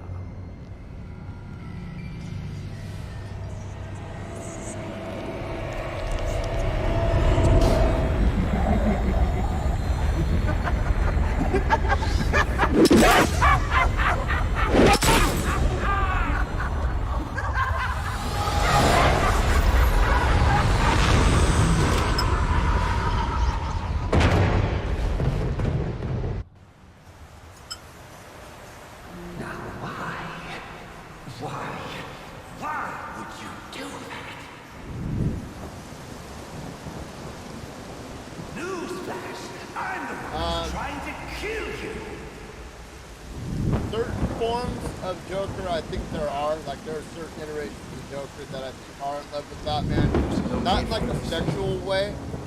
Like, more of, like, an obsessive way. The worst kind of criminal. Wait. Why do you do what you do? Master Bruce? But I think that... It might be a bit anticlimactic, but I hoped you might finally be ready to celebrate Christmas Eve, now that the Joker's behind bars. In my personal bars. opinion, I don't Bane really is still think out there. Joker is I've got to capable locate the of signal from the tracker I placed on him. love in the traditional sense. Even you must I eat, think he sir. is after... If you hadn't called the police, he'd already be in custody. With the death of his wife and child or whatever, I think that You know, destroyed I made a promise sort of my own capability to your for, parents. love affection. Not now, Alfred. The story back to the precinct. Like, what he has with Harley is like strictly lust. Some kind of hopped up freak.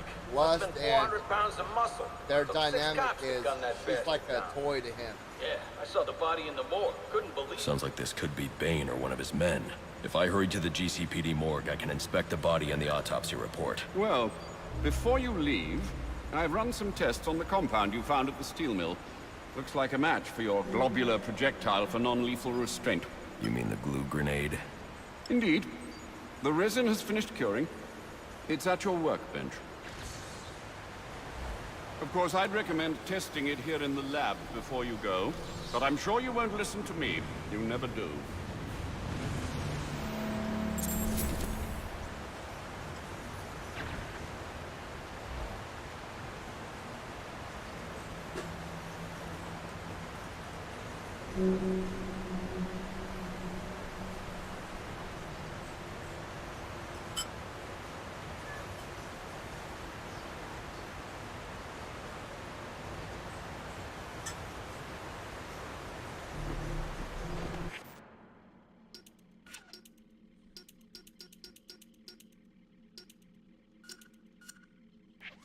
Oh shit, I have 2 points.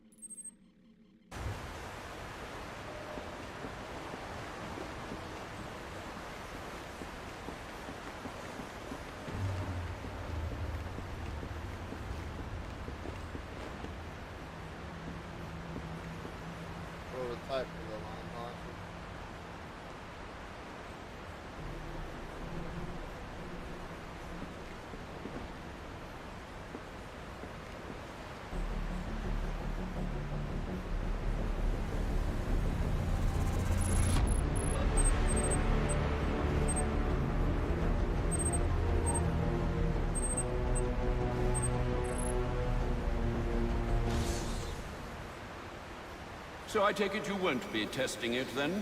It's called field testing, Alfred.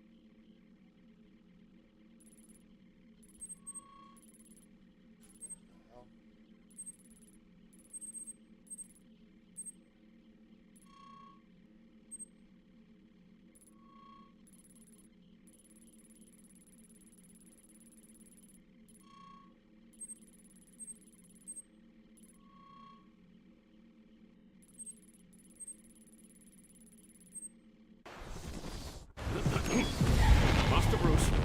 Stop! Emily. Master Bruce. Bruce, I will not in good Whatever conscience kid is allow down you here, to can go. you guys go grab my Go key out of the outmatched fridge, by these please? assassins. What? You're not some hardened vigilante. You're a young man with a trust fund and too much anger. You're in over your head, and I don't want this to be your end. Alfred, who do you see when you look at me? The boy whose shoes you used to tie every morning? The teenager you drove to his first date? While you are here every night, I am out there. The only thing between the innocent and the predator. Be. No, not may be. I am. When the mugger or the thief stops to think twice, that is fear. That is what I am. That is why they hired assassins, because I am the reason the criminals breathe easier when the sun rises. So no, Alfred, I am not in over my head. Tonight will not be my end, but it will be theirs.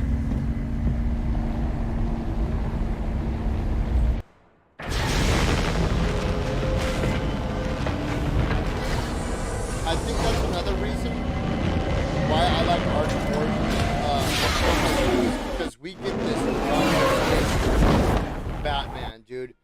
We get this Batman. Realize you can't just waltz into the GCPD that's after full everything of that's brains, happened there dude. tonight. I know I can't do that. I'll have to find a way in that'll avoid detection. Indeed.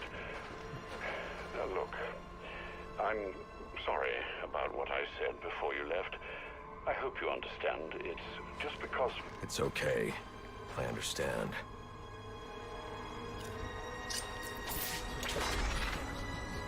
Back on the attack!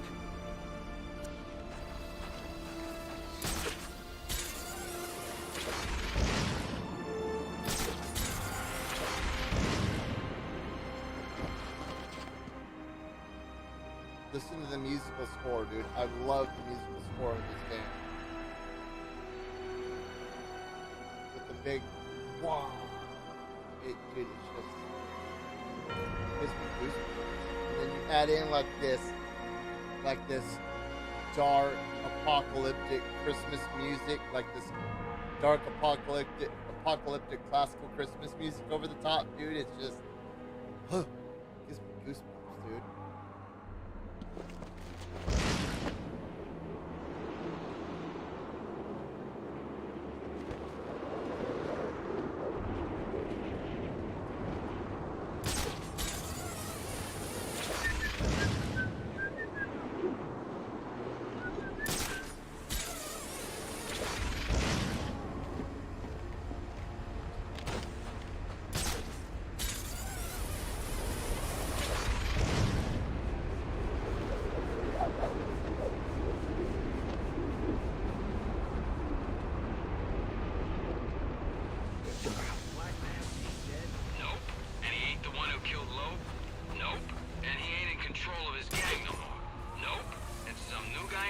Took his gang over and did all that stuff.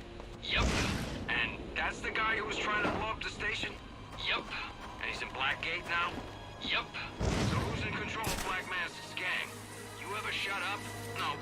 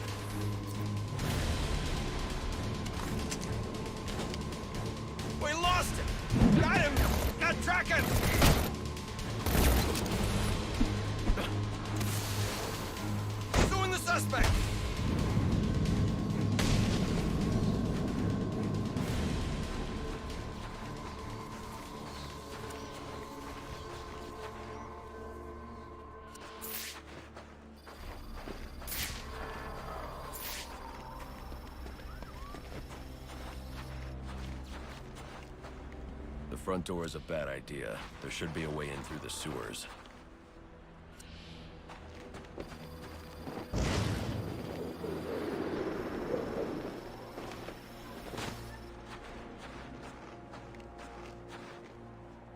Attention citizens, a curfew is in effect. Please return to your homes and remain indoors until the curfew is lifted. I need any unassigned unit for special assignment. Stand by.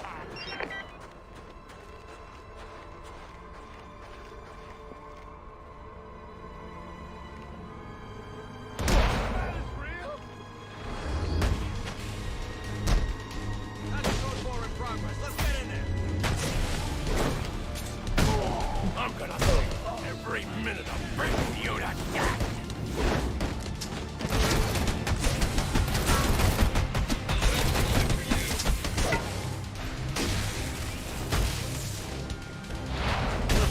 Just lay into him!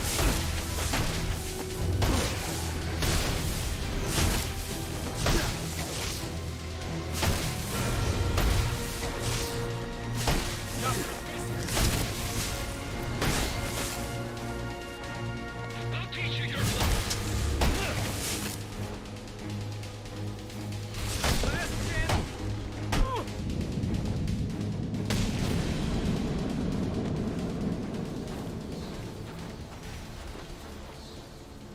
Department's wrong about you.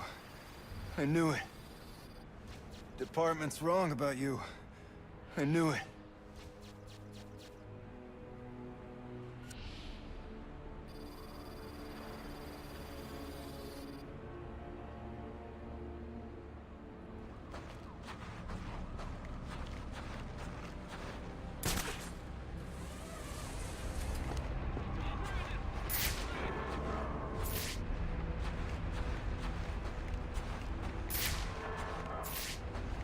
I just want a statement. Why don't you climb down?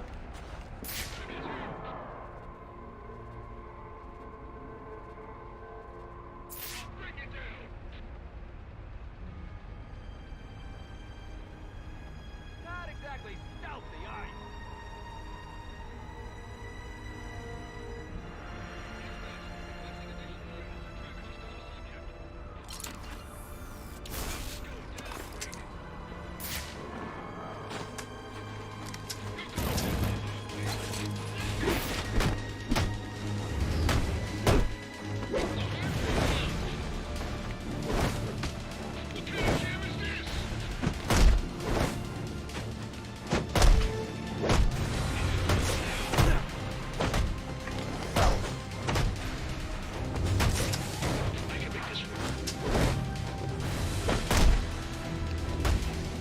Thinks he's some kind of martial artist. I can use this.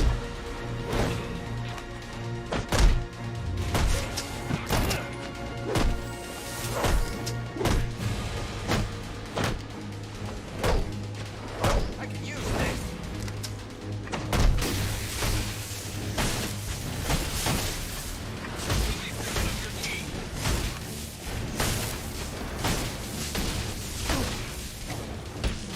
Damn it.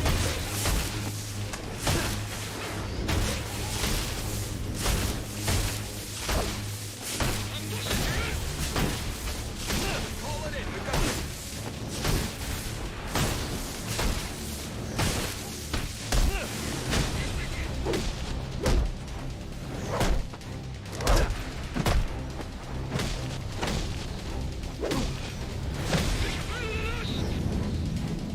Damn it. I would have had 100 that time.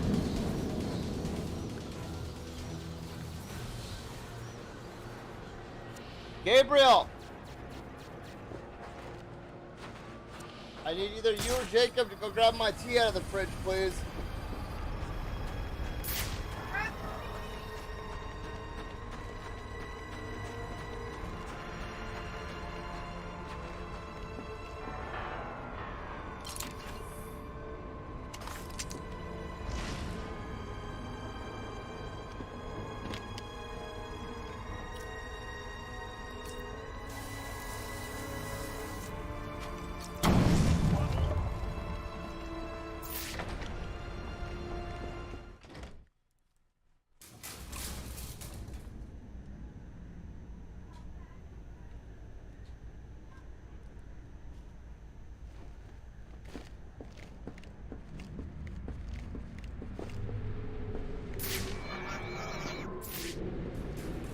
Enigma, where are you?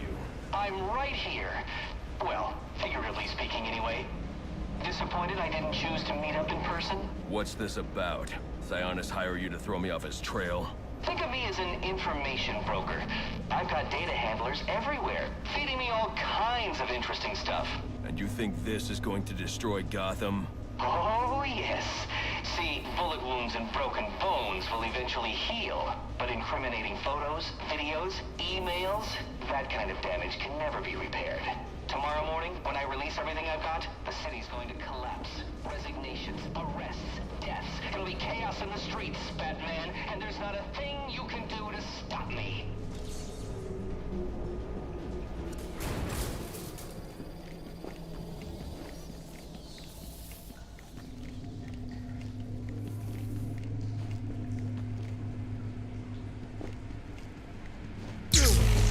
I figured you'd try and get all caveman on my equipment.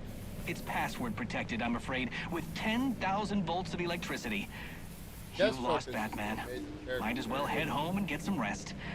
With everyone's deepest, darkest secrets about to go on public display, that is probably one of my biggest complaints about this game is I feel like you got robbed, and then they left us on a fucking cliffhanger. One way or another, I'm shutting you down. Destroying all the network relays will let me access his server. It's the only way to stop him. Those must be the handlers he was talking about. I can use them to track down the extortion data he's been collecting.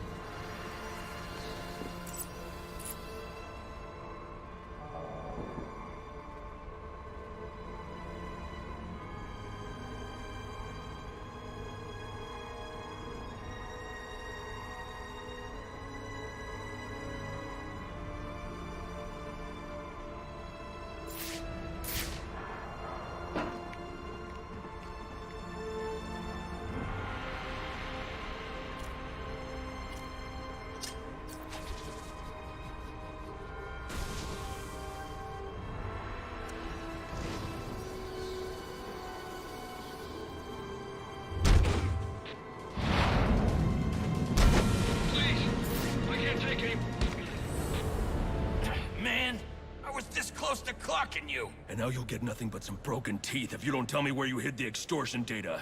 I'll tell you where it's at, but it won't do you much good. I'll be back on my feet in an hour, coming for you. No, you won't.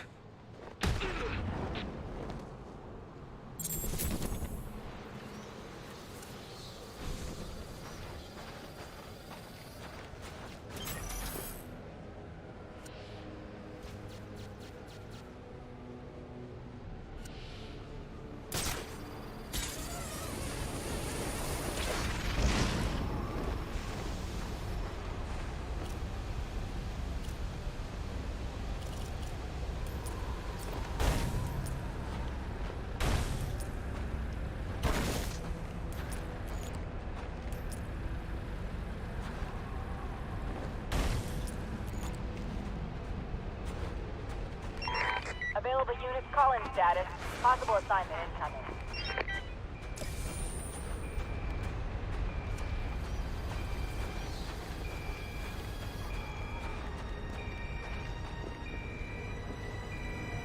Think it's fair that we all gotta pitch in to buy weapons from the Penguin?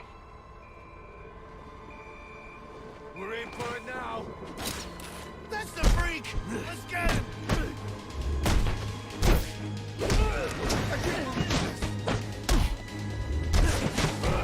Dude, what the fuck?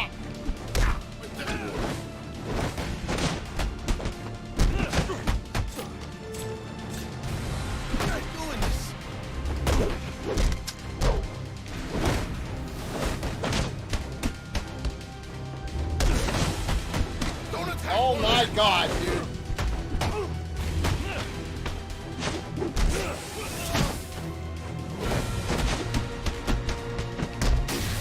Welcome to the party.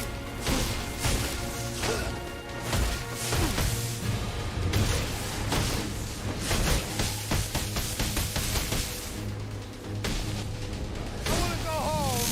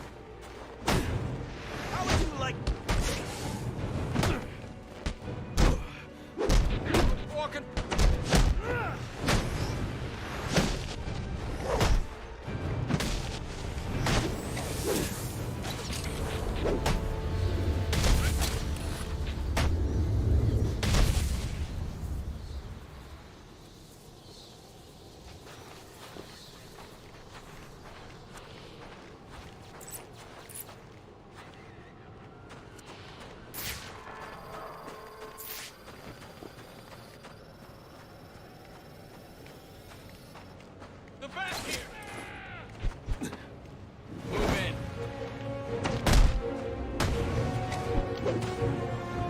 Let's beat.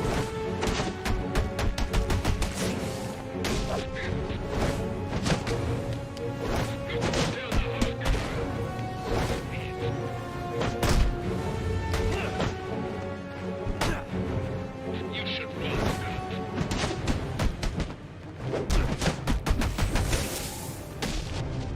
Show me that face.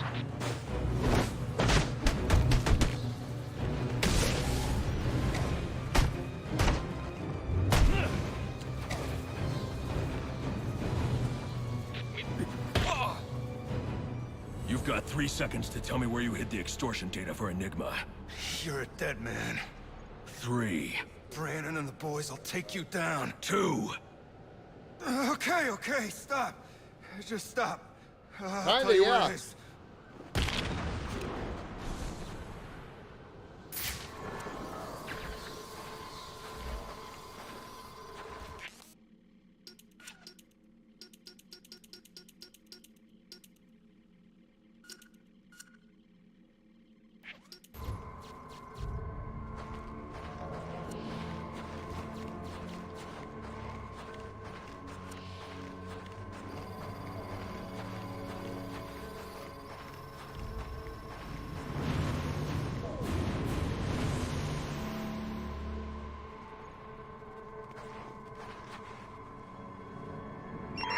Available units, stand by for status update on potential assignment. You want to work this plot? You gotta pay the tax. Loeb's dead. You ain't taking me down.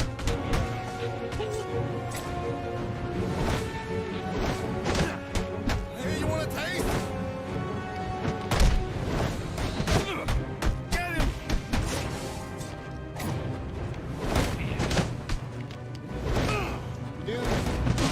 Dude!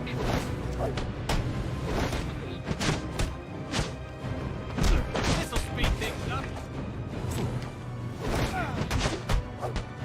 Don't let him touch you!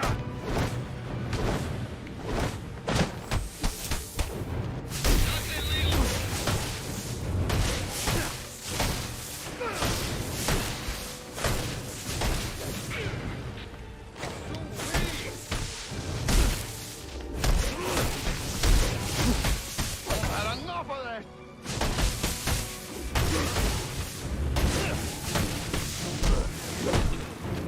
Let's take him out. Motherfucker, dude!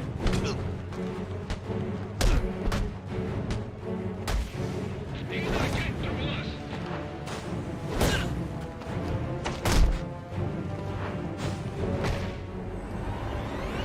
Not standing issue. You should have turned yourself in when you had the chance. All right, boys. Let's...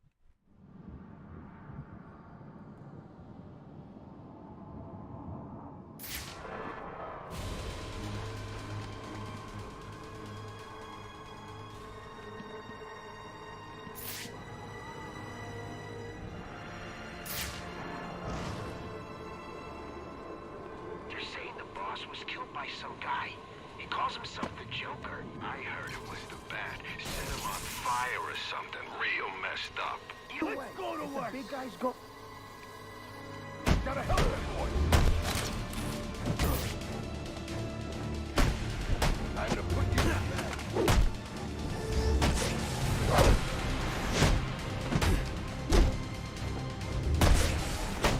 You like cement shit?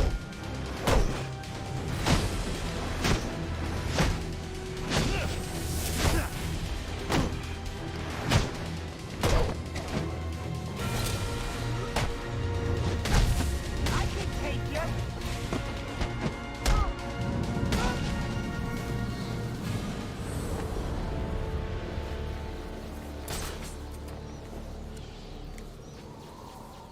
Speaking of God of War 3, dude, I can't wait until 2025, dude, when fucking the last run comes out.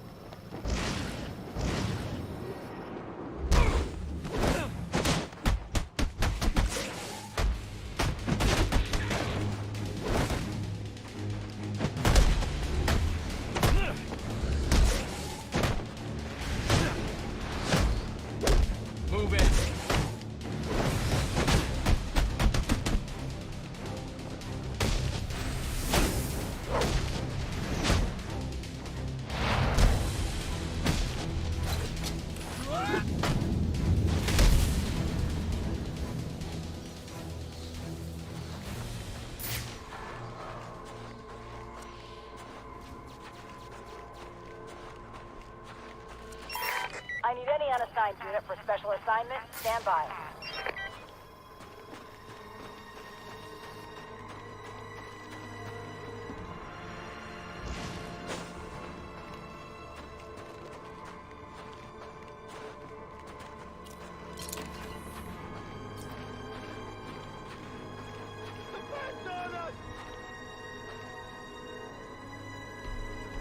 I'll drop him!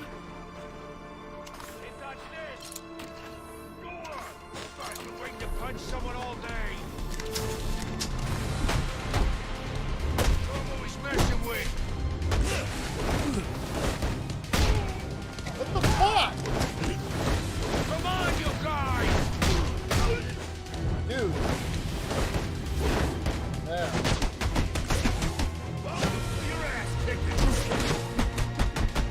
That's a crazy. Every fucking time. I'll tear you apart!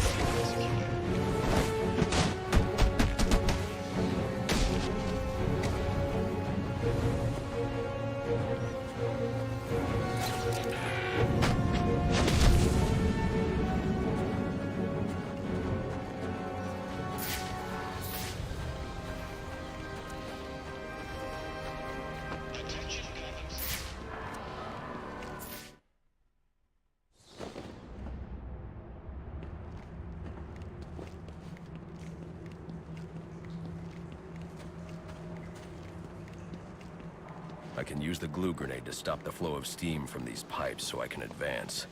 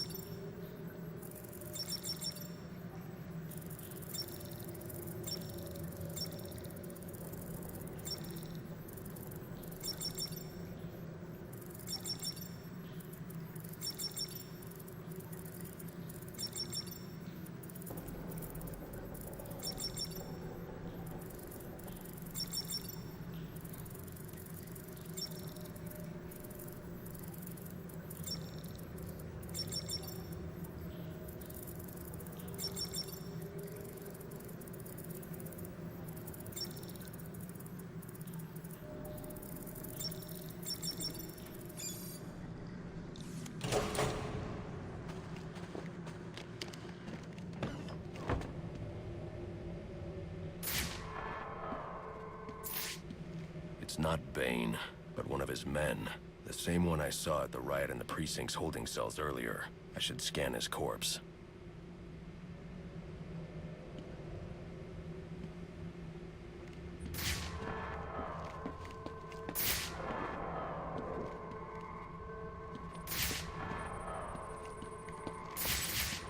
I should scan the corpse with... The victim was dosed with a chemical that caused temporary deformation of his physiology. I'll need to check the autopsy report to find out more. That computer should contain the autopsy report I'm looking for.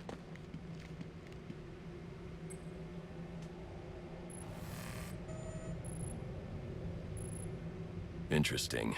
The victim was using a powerful compound with many similarities to the street drug Venom at the time of his death. It changes the user's muscle and bone structure, greatly enhancing strength for a temporary period.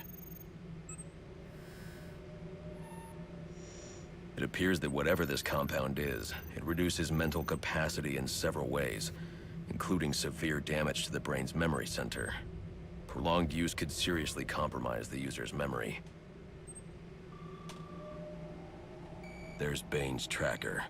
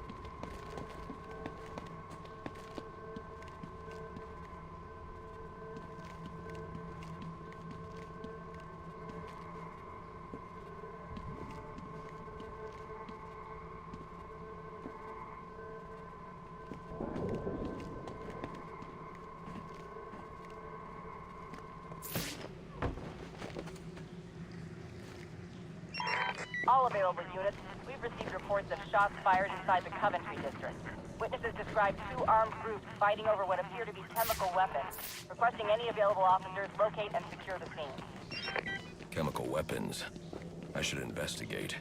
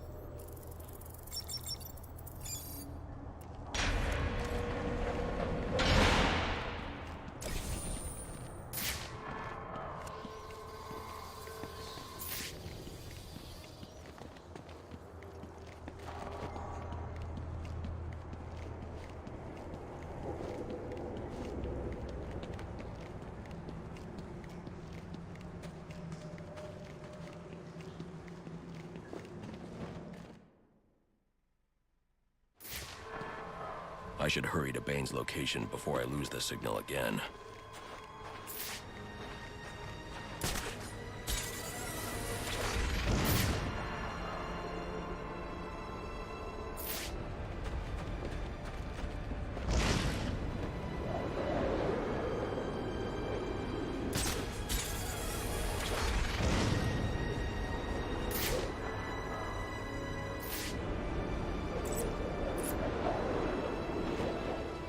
We got action!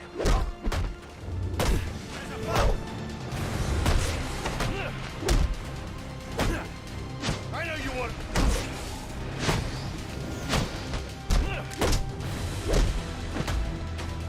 Slow down a minute!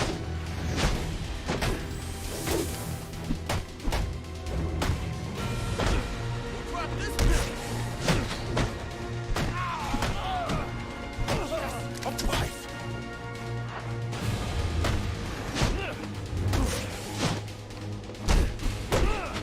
I can take anything you...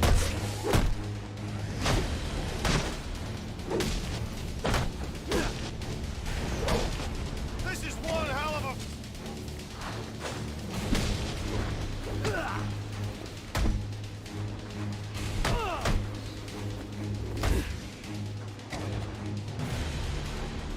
I give up. I'm way... I don't want to die. You should have thought of that before you signed up to work for Enigma. Where's the blackmail information you collected for him? Okay, okay. Please.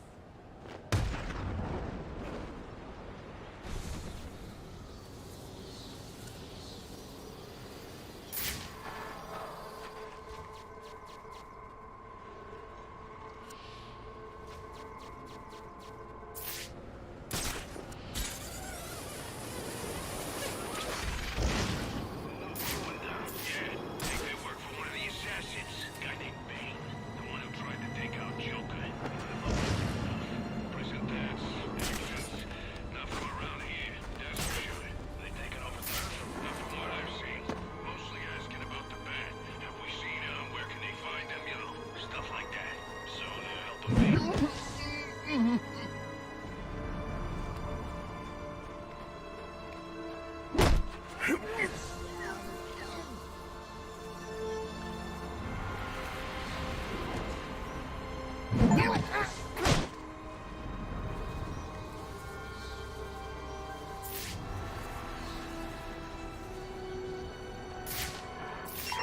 All units, if you are 1010, please report in for potential assignment.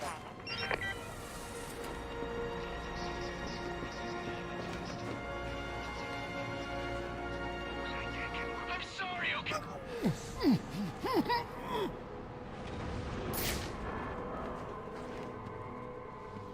Let go!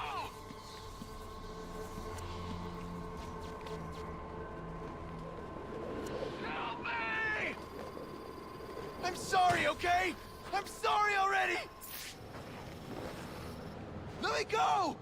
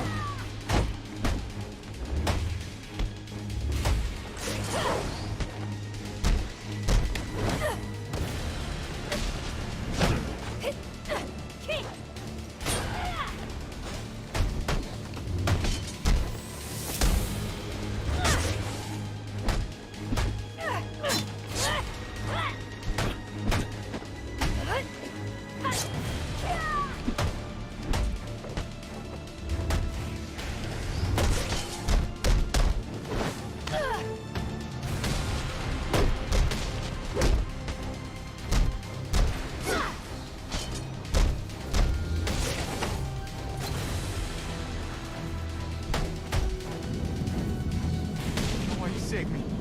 I'm out of here.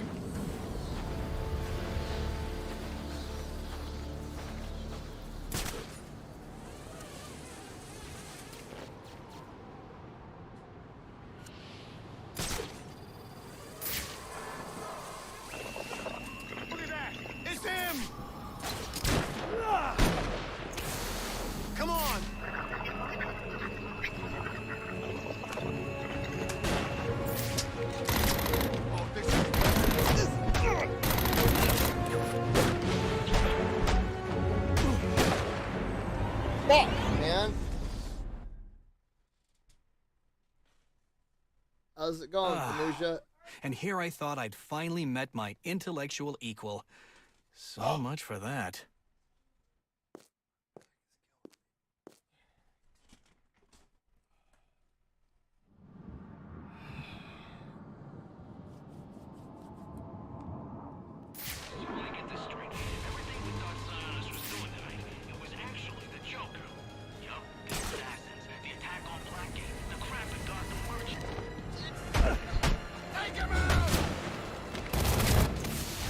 I'll finish you quick. This portion. It's just smoke.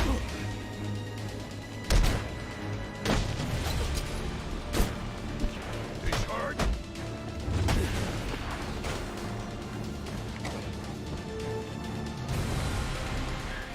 Giving up? Don't be sad. Your mind's just not built for this sort of thing.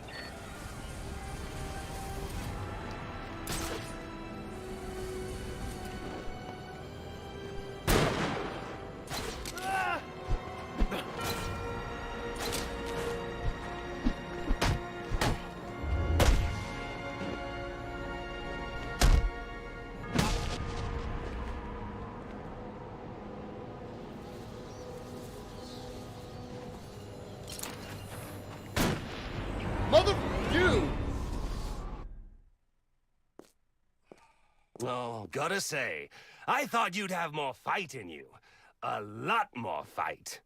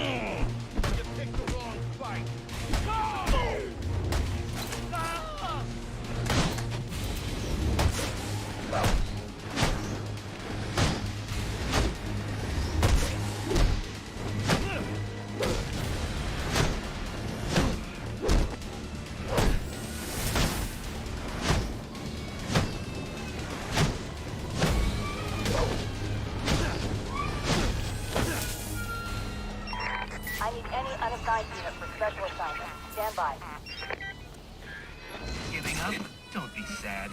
Your mind's just not built for this sort of thing.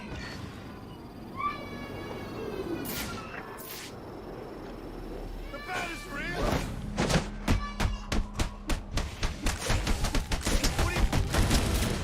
Oh my god, dude. Where is now? Something's going. Show Someone's gonna get hurt! I want my lawyer! Ready for round 3, then? Let's see what you can do. Right. There are also some things we should discuss, but we can attend to them when you're finished. Assuming you can finish.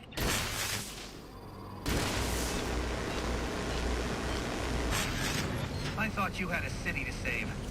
So what are you doing wasting time with me?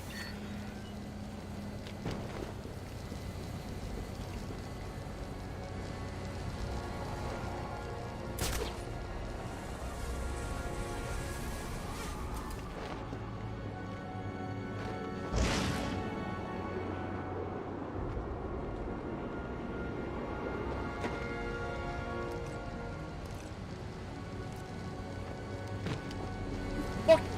Did we do?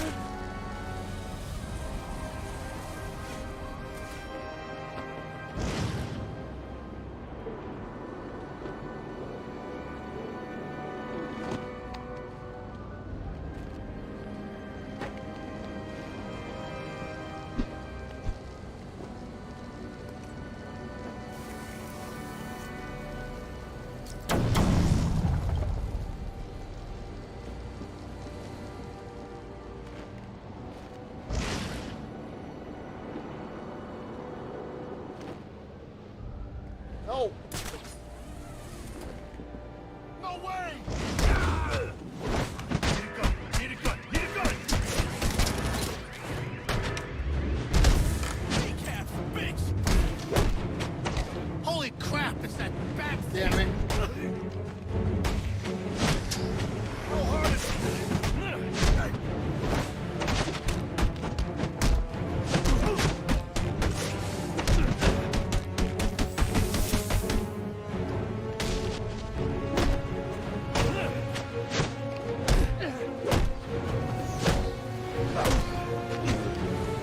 Fuck, man.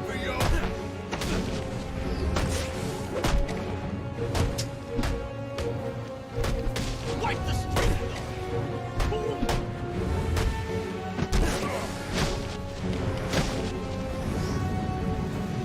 I want that 100.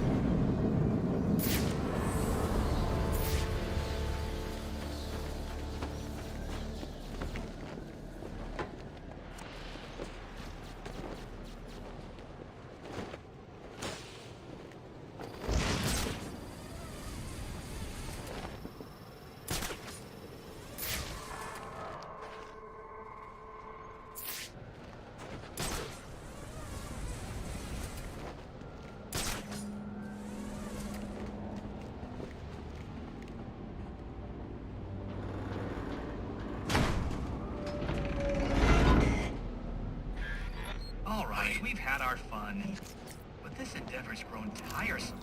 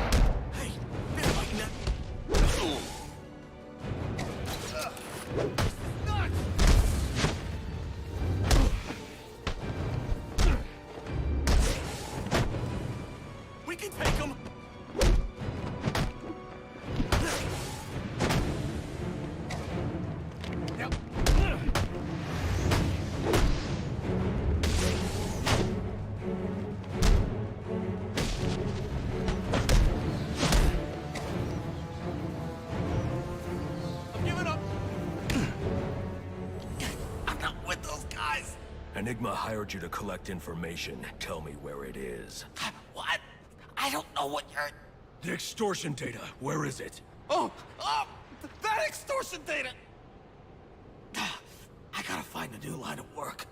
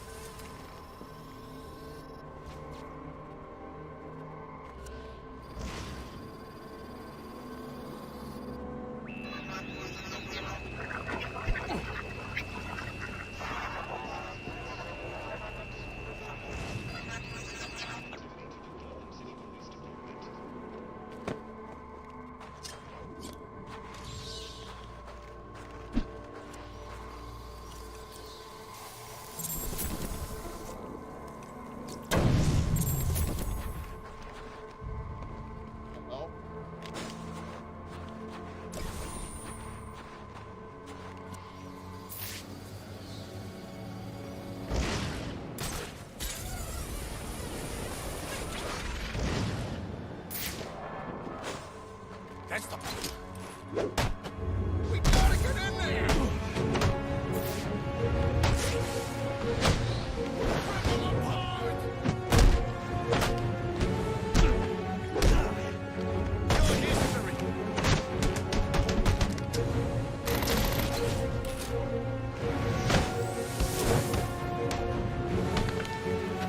Kind of...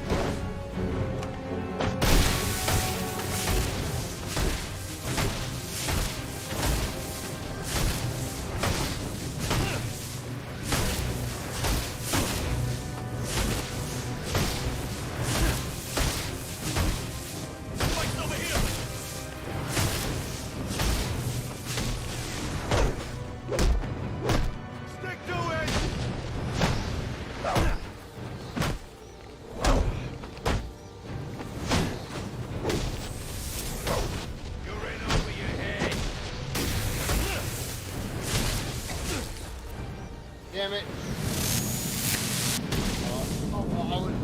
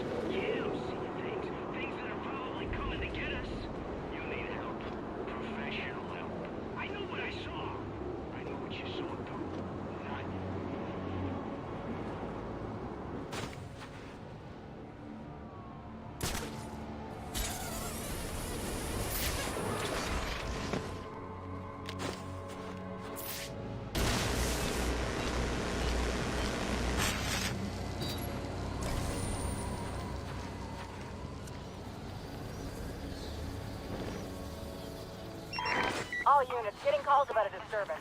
Stand by for location.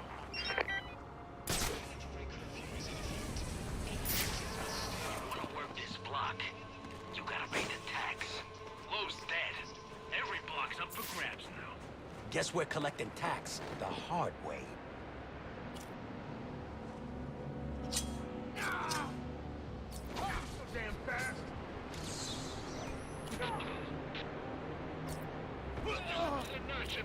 Stick.